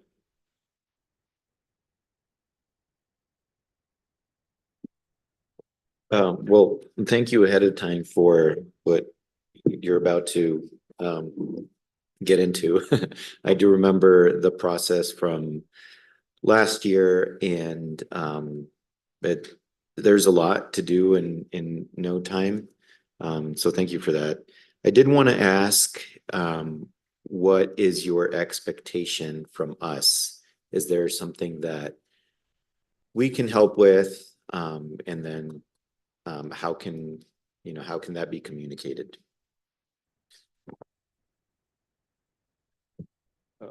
Commissioner Aguilera, Mr. Chair, thank you for the question.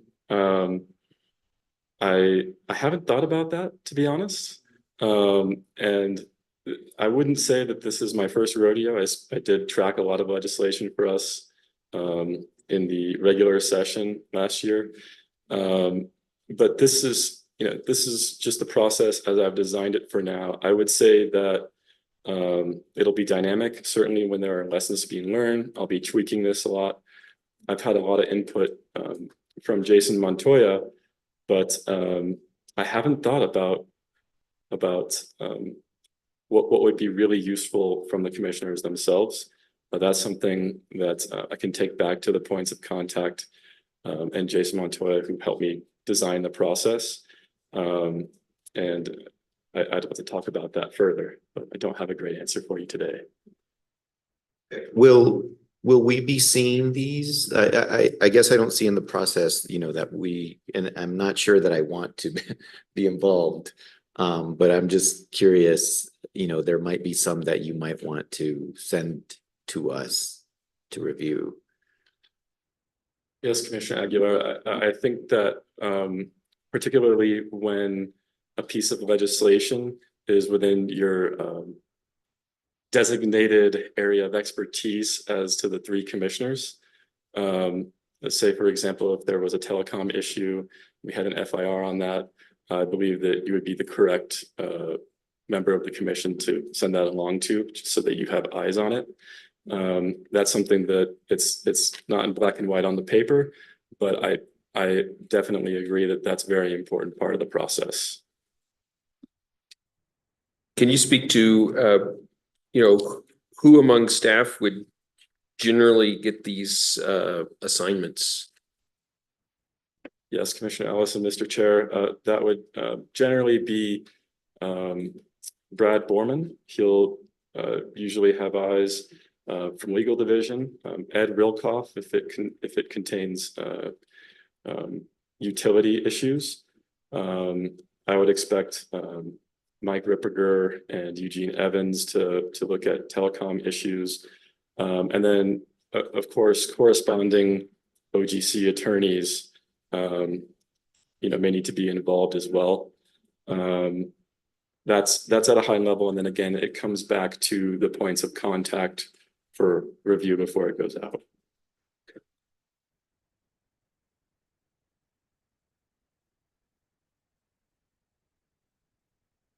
I don't see any more questions, so the next one is tantalizing potential legislation. So please proceed. Thank you, Mr. Chair. This is a very short slide. I'm keeping it brief intentionally. There are 4 bills that have come in to the PRC for, I don't want to say coordination. I would just say our pre-filing process, where we are providing what could potentially be in the contents of an FIR to the drafters and sponsors that are working on these bills. The first item that I have is a clean fuels bill.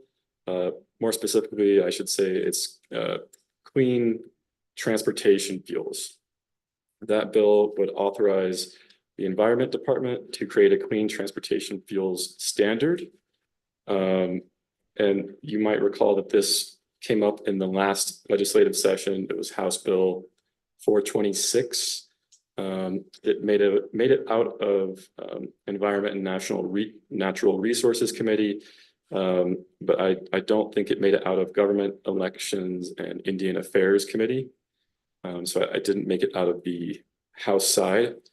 And I don't believe that there are substantial changes to this one that we're aware of at the present time. I will say that the standard itself is not in the bill. It just authorizes the Environment Department to create a standard. And how about if I pause after every bill, just in case there are questions to each bill? So I'll open it up to the commissioners now.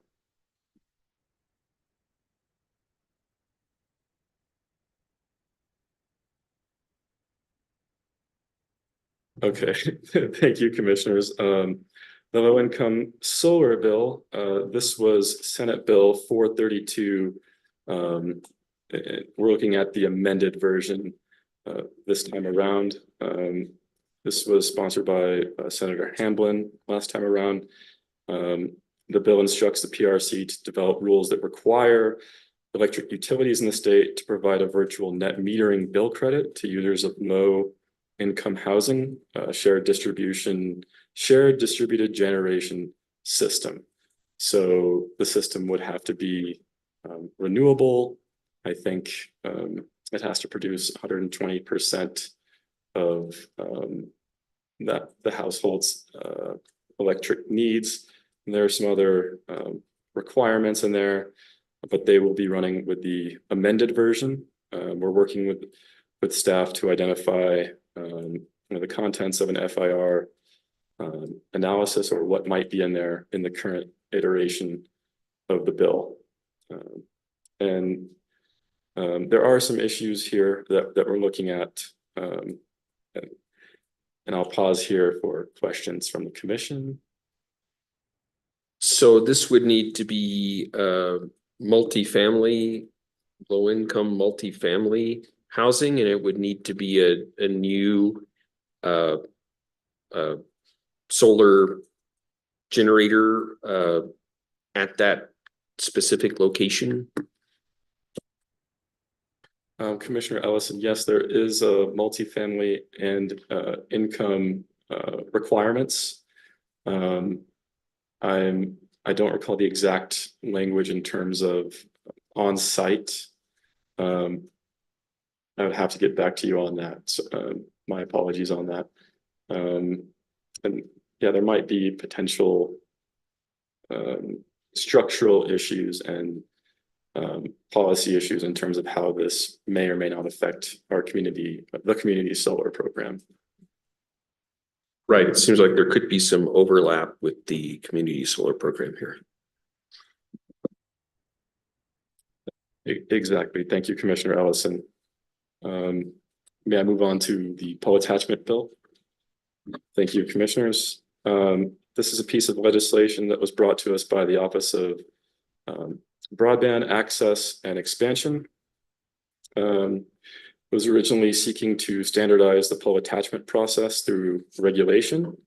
We're coordinating with OBI, LSC, and staff. There's just a statutory authority issue here.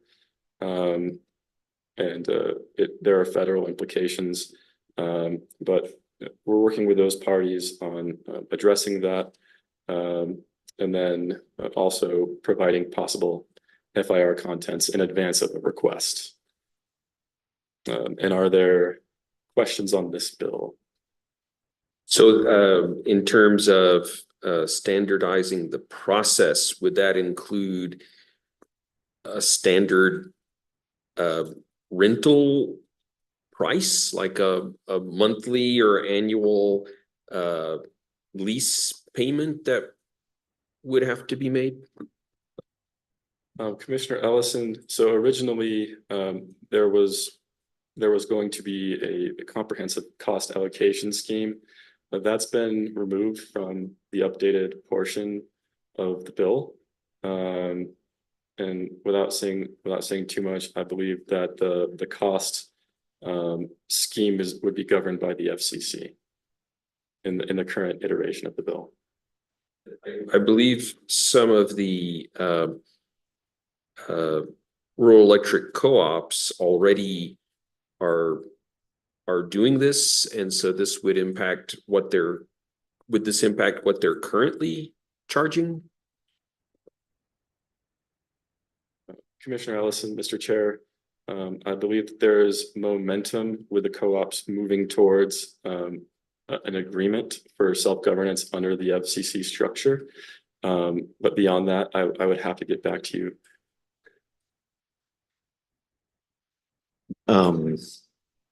This is the danger with involving us in these, is we start to have questions. But then, how are the revenues treated? Who receives the benefit?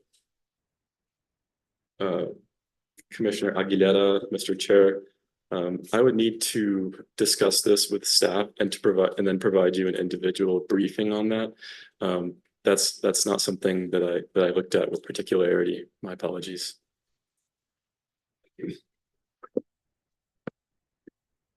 I will proceed to school bus modernization. This bill would authorize school districts to spend funds on electric buses and charging infrastructure. It also directs New Mexico State University Board of Regents to perform a study on school bus electrification transition feasibility, and I believe that's broken down by district. This one, I don't think it's on the governor's call yet, subject to check. There's a veritable pot of money available from the federal government. This is through the EPA's Clean School Bus Program. There's about a $5 billion pot of money. There's one electric bus in the state right now that's in operation. There's 2,000 buses in the state school system fleet, and 300 of those are retired a year. Under the federal Clean School Bus Program, 5 school districts in New Mexico have already applied for funds. And so there will be lessons learned coming up soon. But from the material that we received, it looks like the school buses that they're looking at have a range in excess of 200 miles, some maybe up to 300 miles on these electric vehicles. And the 99% of the average, 99% of school bus routes are under 78 miles with an average of 32 miles. And I'll stand for questions on that bill. Just one quick one. Well, I think this is maybe similar to what Commissioner Ellison asked, but if there are some potential legislation that we think we should respond, we should have some input on, but don't receive a FER request, can we submit one?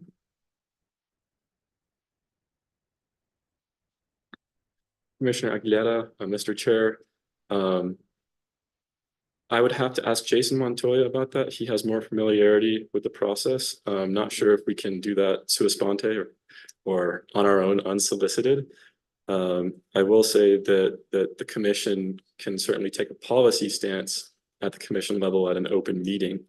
But the process that I envision in terms of tracking legislation, even if we don't receive that for request, the designated member of the commission would still receive both the bill and then a summary of what the bill does, as well as any analysis that staff has conducted.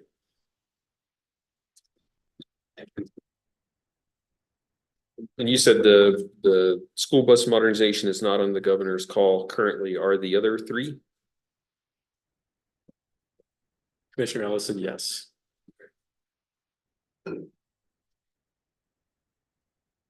Okay, next slide, please, slide 16. Finally, just one other thing to mention regarding legislation. Our agency has its House Appropriations and Finance Committee hearing Thursday, January 18th, 1:30 p.m. in room 307. I believe that our chief of staff has created a calendar invite for this. Thank you, Choya. And with that, bring it. We'll go to last slide, questions.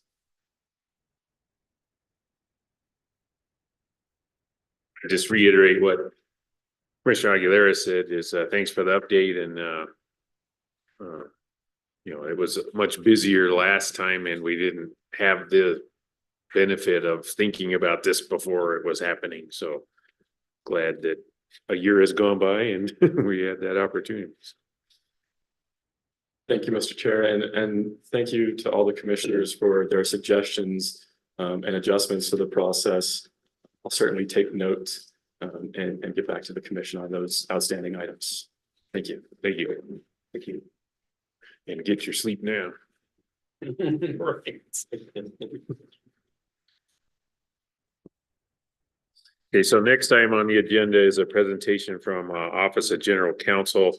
I had asked for that knowing that we're looking at going from December 21st to January 11th without currently a meeting scheduled in that interim. And so just get a sense of what's going to be happening in that period of time and what to expect when we come out in the new year.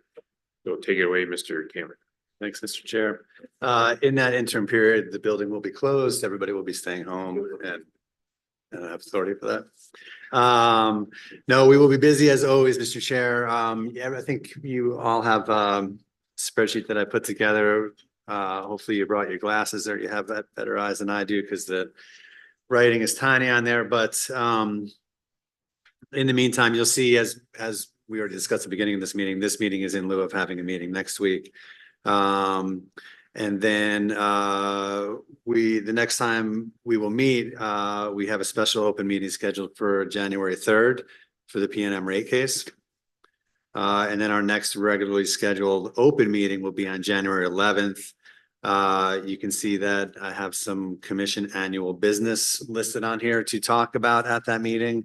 I've posted those proposed items in board effect on December 7th, an Open Meetings Act resolution for the commission for the coming year or for 2024, and then a proposed commissioner code of conduct for next year.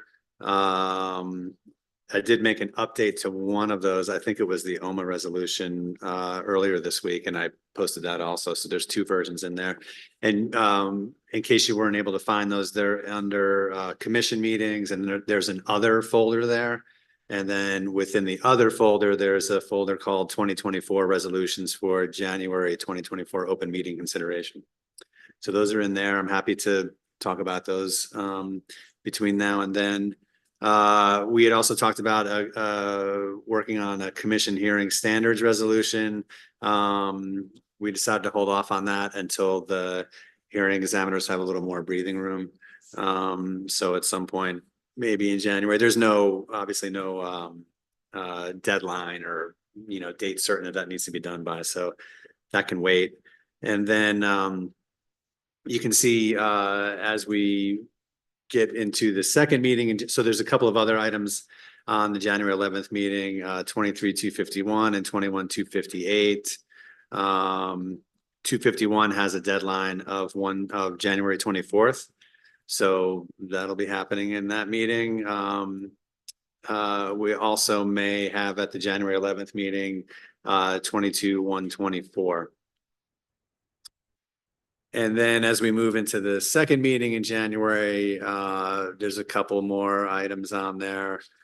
I don't know how much more you want to hear from me on that, Mr. Chair, because now we're heading into the rest of the year. I have the rest of the year's meetings on this spreadsheet with a few things in there, but I was mostly the jumping off point for this was get us into the beginning of the year and let's see what's coming.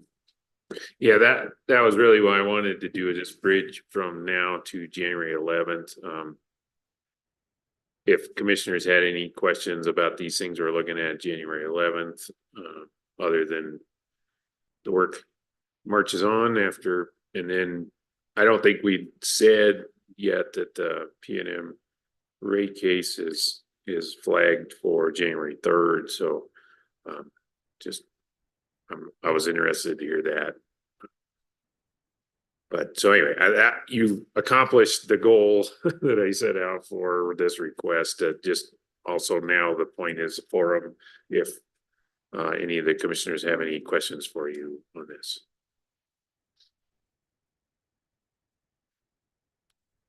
The code of conduct you have every 4 years, May, could you elaborate on that? Oh, that word shouldn't be in there. My understanding of that is that the code, we have to refresh our code of conduct every 4 years. Right. The previous commission did that. So I thought it's worth it. We're a new commission. Frankly, also some of the things that we learned in our CAPE certification training, I thought it would be good for us to just reaffirm code of conduct so it has our names on it, really. But if you go and look at what's in board effect, it's not radically different from what was the previous version. Is my assessment, but clearly read it and make your own assessment. But that's that. And then OMA resolution, that one is an annual requirement. If you'll recall, we did approve one in July. That's what put us on this every 2-week tenor that we're on right now. But thinking ahead to just what's the cycle of every other year, there will be either a commissioner rejoining us or a new commissioner joining us. It'd be nice to just get in a pattern where this happens in January. So again, I think you should be familiar with at least the concepts that are in the OMA resolution that's in board effect, not radically different from what we approved in July. It's just, let's go ahead and reset the clock on that so it's happening every January. Now, I'm not trying to undersell these things by any means, but I'm just telling you why. I guess it's the Hitchhiker's Guide, don't panic.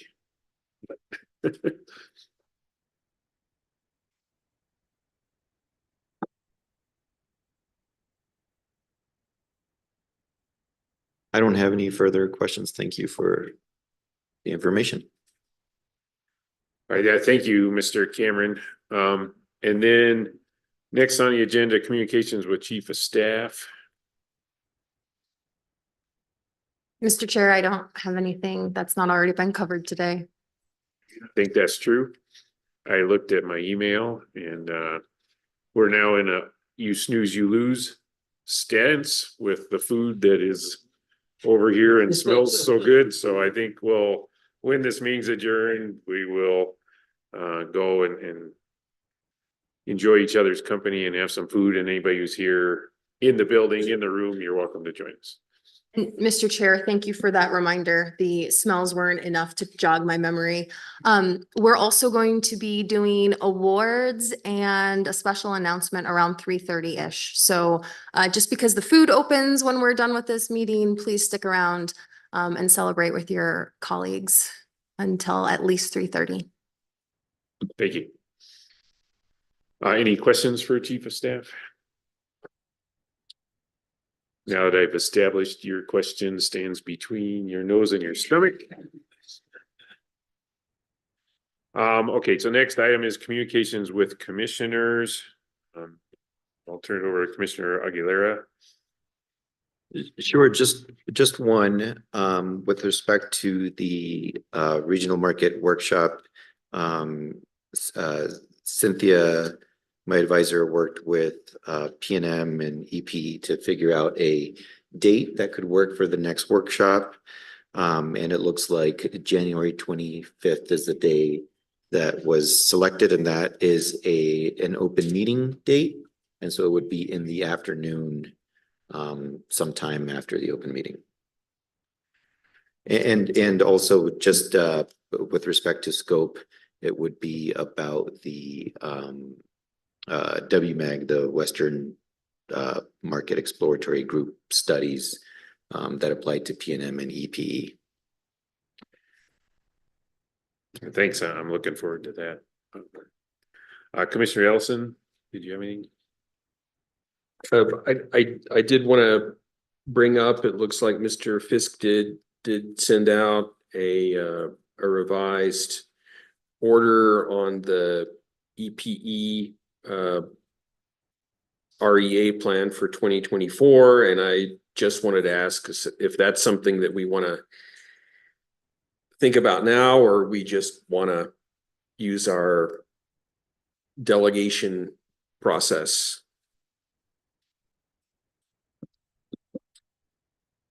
I would, if you've got the bandwidth to look at it now, then I'd say that we could just take another break for 30 minutes and then come back.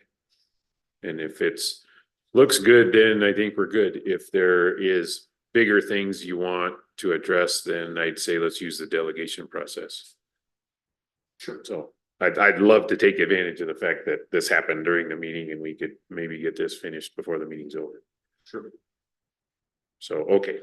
All right. So, for the viewing public, sorry, we're going to take one more break. We'll come back at 1:30 with plates of food.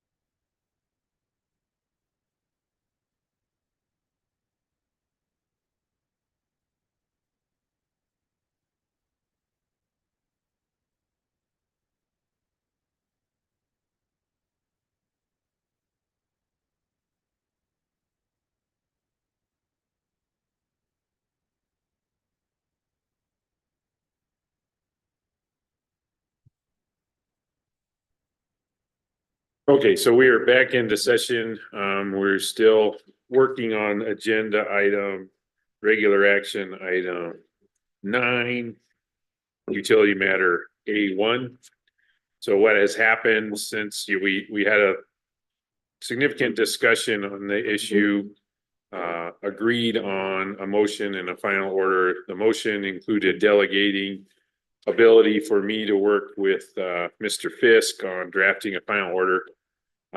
During the meeting that ensued after that discussion, Mr. Fisk gave us a new draft of the order, so I personally want to take advantage of the fact we're still in an open meeting and here, if we can work with this draft, I guess bad news is I don't think this is what where we're at yet. It's still going to take at least another turn. So I was just going to walk through what I was seeing as things that I want to work on with Mr. Fisk here. And if you have spotted other things, let's talk about that too. I guess just starting with, it says order adopting recommended decision with modifications. I think what we are really doing is adopting the contingency plan with modifications. The recommended decision recommends the baseline plan.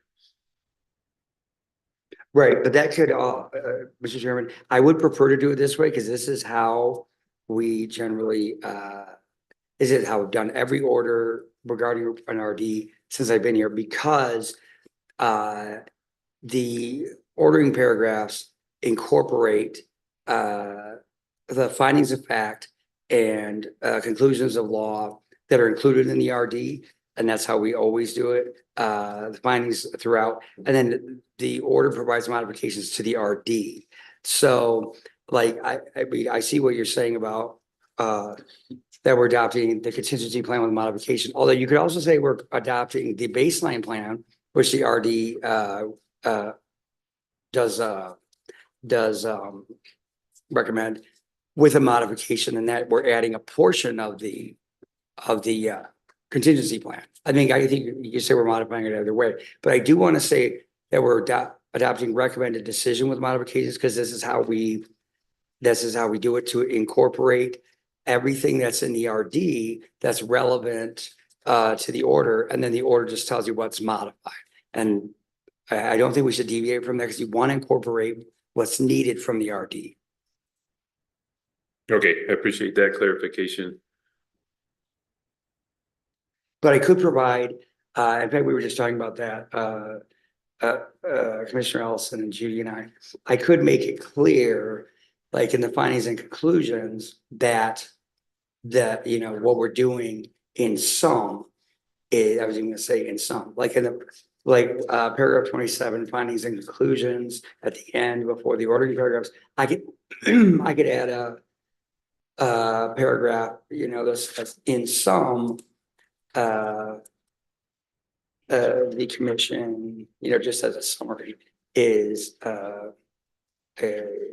approves the and we could go either way, the contingency plan minus DD Rex, or the baseline plan plus the BB1 allocation.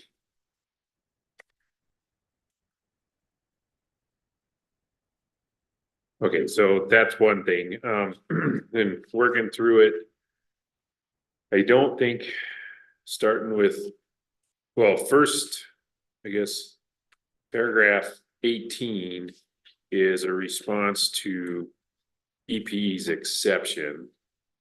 And it's certainly that we did discuss what's in here. I didn't think it's what we landed on as the reason for approval, or necessarily even the response to the exception.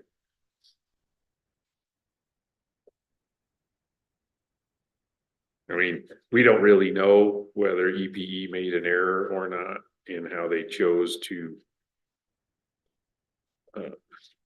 present that project when it got approved in the first place. But what we did agree on is that the proposed payment of any amount from New Mexico customers, and it's not a payment to Texas customers, it's going to be a payment to El Paso Electric, is eliminated. And then the reason we're eliminating it is that it's not in the public interest because the reallocation allocates energy and RECs from the PPA to New Mexico customers. So it's unnecessary to add another amount to pay for RECs by New Mexico customers when EPE is not paying for those RECs either. And then the next thing was that, oh, and by the way, if there was a legitimate amount to collect for RECs in addition to the RECs plus energy that comes with a PPA, the record doesn't support the price of $5.40. So that's what I remember was the point of the discussion. We had a long discussion. We certainly discussed what's in here, but to me, that wasn't the landing place. And I think it's worth it to zero in on the landing place, because anything we put in here that isn't why we're doing what we're doing could be fodder for a appeal. So I don't want to be expansive. And, the YouTube video exists. So if people really want the breadth of the discussion, it's there. But I'd rather just zero in on those two things, is that when you reallocate from BV1 and charge customers the PPA price, customers are entitled to the energy and the RECs.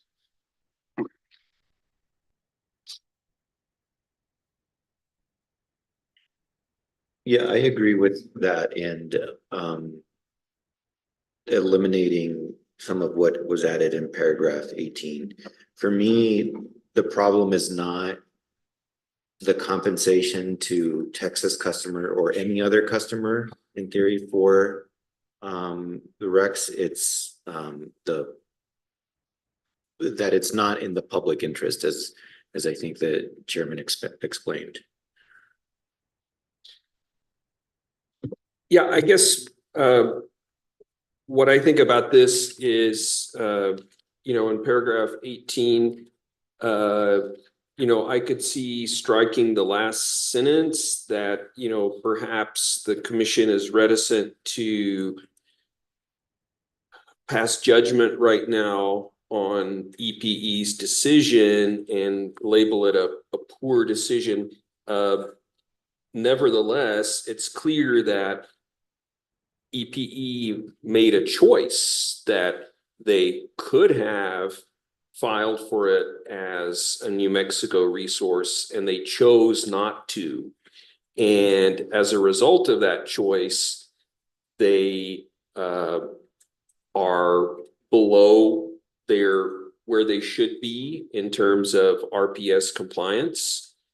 And they've been enjoying, or they have the potential to enjoy some extra revenue based on these RPS sales. And, my point here is that, we should not compensate them for this, supposed lost amount of sales, because I think it could have been designated otherwise. Yeah, my problem with that is the commission approved that choice. Yeah, and there could have been other solutions as well. Yes, the commission, had they filed it differently, the commission might have approved it differently.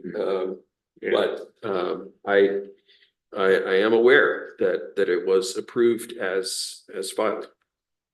Yeah, so that's whether this is true or not, I don't think it adds to why customers shouldn't be charged anything additional for RECs. I mean, how do you see this enhancing the explanation for the final order?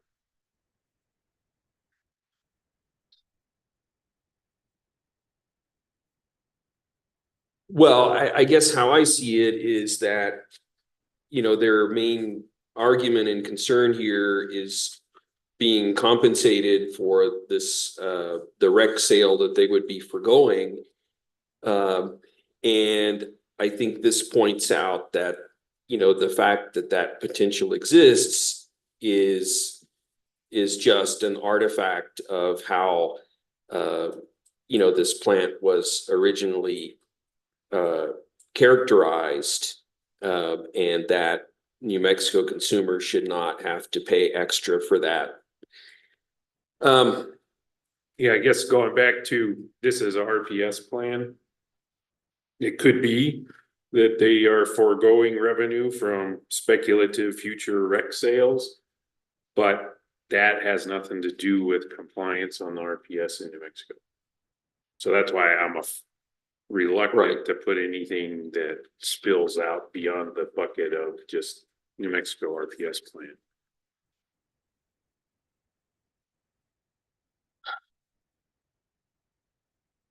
Okay, well, I wouldn't mind, you know, removing as appropriate,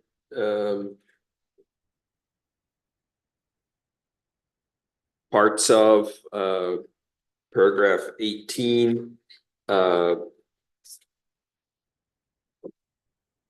You know, I guess I'm, still, unsure of whether we should conclude that the 540 rec charge is a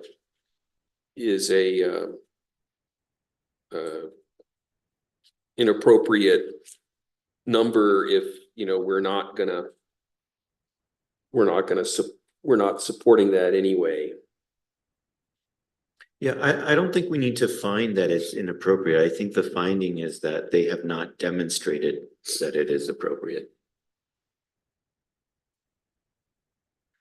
I know it sounds sort of like the same thing, but I think there is a nuance there because the burden is on them. Right. Does this text do that in your view?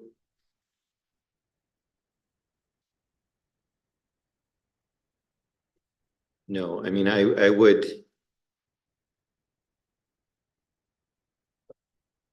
I would eliminate that sentence that says New Mexico customers should not be required to compensate. Well, that first part that I read, I agree with, but it's the following part in that sentence that I would eliminate. Are you at paragraph 18 or? Yes. And then replace the next text with just something more general that, you know, explains that El Paso here did not. You know, I don't know what choices necessarily they could have made, but it's clear that they have not been in compliance. And there are choices that they did make or didn't make that have led to this result. And my point is that the customer should not bear the burden of those costs because it wasn't their decision. It's not their it's not the customer's obligation to meet the RPS. It's El Paso's.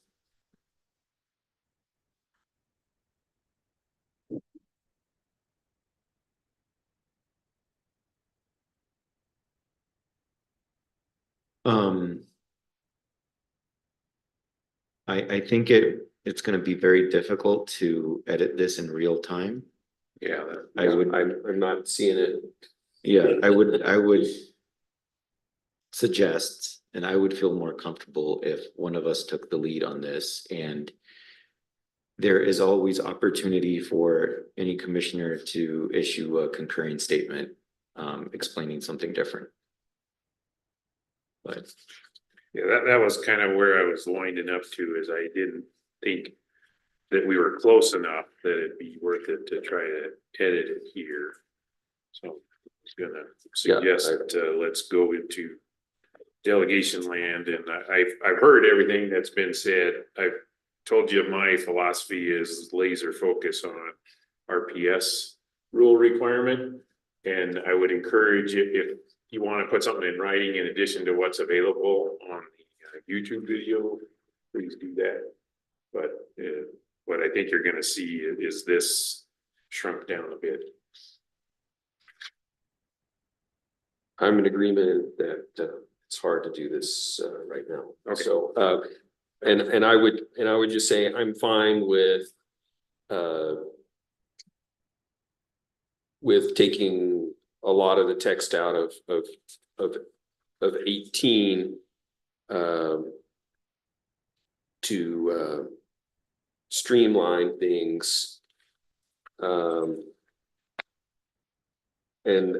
I guess a couple other comments. I mean, this version in Decretal D has a lot of structure around EPEs notifying us if Hecate 1 does not become operational, and then in F,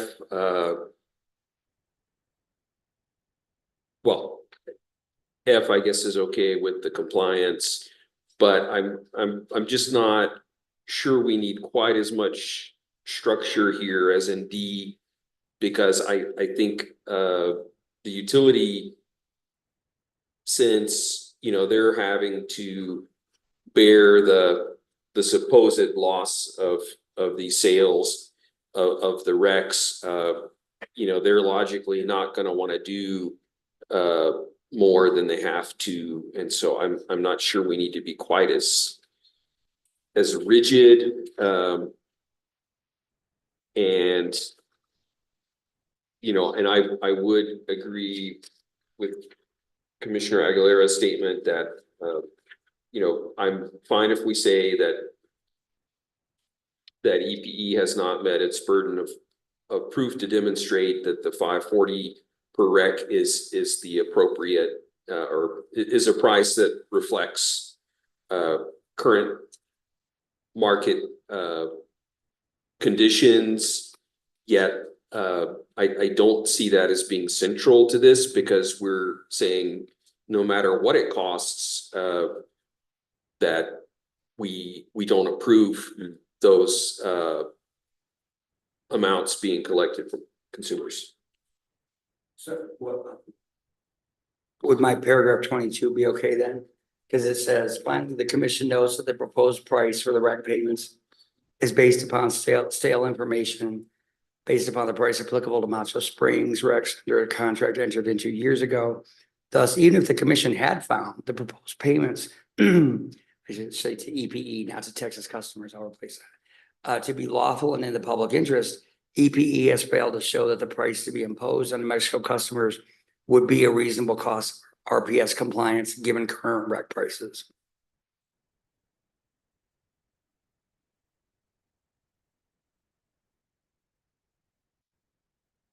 I agree with that. I would end it after reasonable cost of RPS compliance, because we're not making a finding here about what the correct current rec prices are. Yeah, I guess I'm okay with that, because we're noting that, again, I don't see it as a central issue, but we're noting it, so. Yeah, I agree. I mean, the central issue is you are buying energy and RECs. Why are you? Yeah, it's like the analogy I was using. If you're a retailer and you buy a bunch of shoes to resell to somebody, and then you take the shoelaces out and you charge them for the shoelaces, even though they came with the shoes in the first place. But I agree it's a secondary argument, but it might be a good idea to have a secondary argument. I don't see why. I mean, I think we're very strong on this argument if it were appealed by EPE. And I think especially, I mean, that's why I did leave in that testimony from their witness, Mr. Martinez, about using these payments to meet Texas requirements, because I think that's something, even if it's not all being used, that's what they say it's going to be used for. And that's something that the court would look at and say, why would New Mexico customers be helping EPE help their Texas customers meet their law, that's clearly something we wouldn't do. And I think including this is yet another argument that if for some reason the court said, actually, we think, it's perfectly fair to compensate, to make that transfer with, to EBE, which I don't think they would. But there's yet another argument here, which the court would very much understand. Well, EPE didn't support this price. And I think the court that would just be an alternative, additional argument that I think, would be a good one. And then the other thing that I think we're about done here and we've agreed that let's use the delegation lane. One thing I just wanted to check in with before we go down that road is, do we feel like the RD says what it needed to say about the DG rec purchase program? And if that's the case, then it's okay that this final order doesn't say anything else. So other than maybe a sentence, we agree with final order on the DG. Well, I did, Mr. Chairman, can I just add a comment? I did actually add something to the order that's not in the RD. Because the RD didn't make sufficient findings because it's not clear that the commission could just reject it based on, because I think in the RD, I said the commission was rejecting it based on the preference for a new resource. And that was something that EPE said that's not in the law. So I did add Christopher Dunn's argument in exception number 4. I did include that it would, in paragraph 25, the proposal would violate 532 as noted by staff of the utility division. It relies upon this part of the REA and the rule, and the commission agrees with staff that EP's proposal will violate the proposal treat all energy that's generated by DG customer. I'm sorry, I'm now on the 26th, and not simultaneously consumed as purchased. And so it does include that argument, which I hadn't included in the RD. Okay, thank you. So anyway, I'm gonna propose, we've talked about this enough and I'll work with Russell to do a final order and do my best to respect what we've heard here. I know there are some things that each of us think was important in making this decision, but like Commissioner Aguilera said, if you want to add to the final order, please do. Just one quick thing. This has EP filing the compliance by January 10, 2025. We should give them more time than that. In my head, when I was thinking about this, I was thinking the 45 days, 60 days, but we should at least give them a month, I think. Okay, so I can change that to go to the calendar, make sure I don't pick up weekend day. Whatever, date you Mid-February. come up with, that's fine, but I was just saying more than 10 days. Okay. Yeah, I don't think they have the accounting ability to do that. That's right. Okay, so I think we have concluded all of the items on our agenda. Are there any objections to adjourning? Okay, so again, thank you all, and we're adjourned.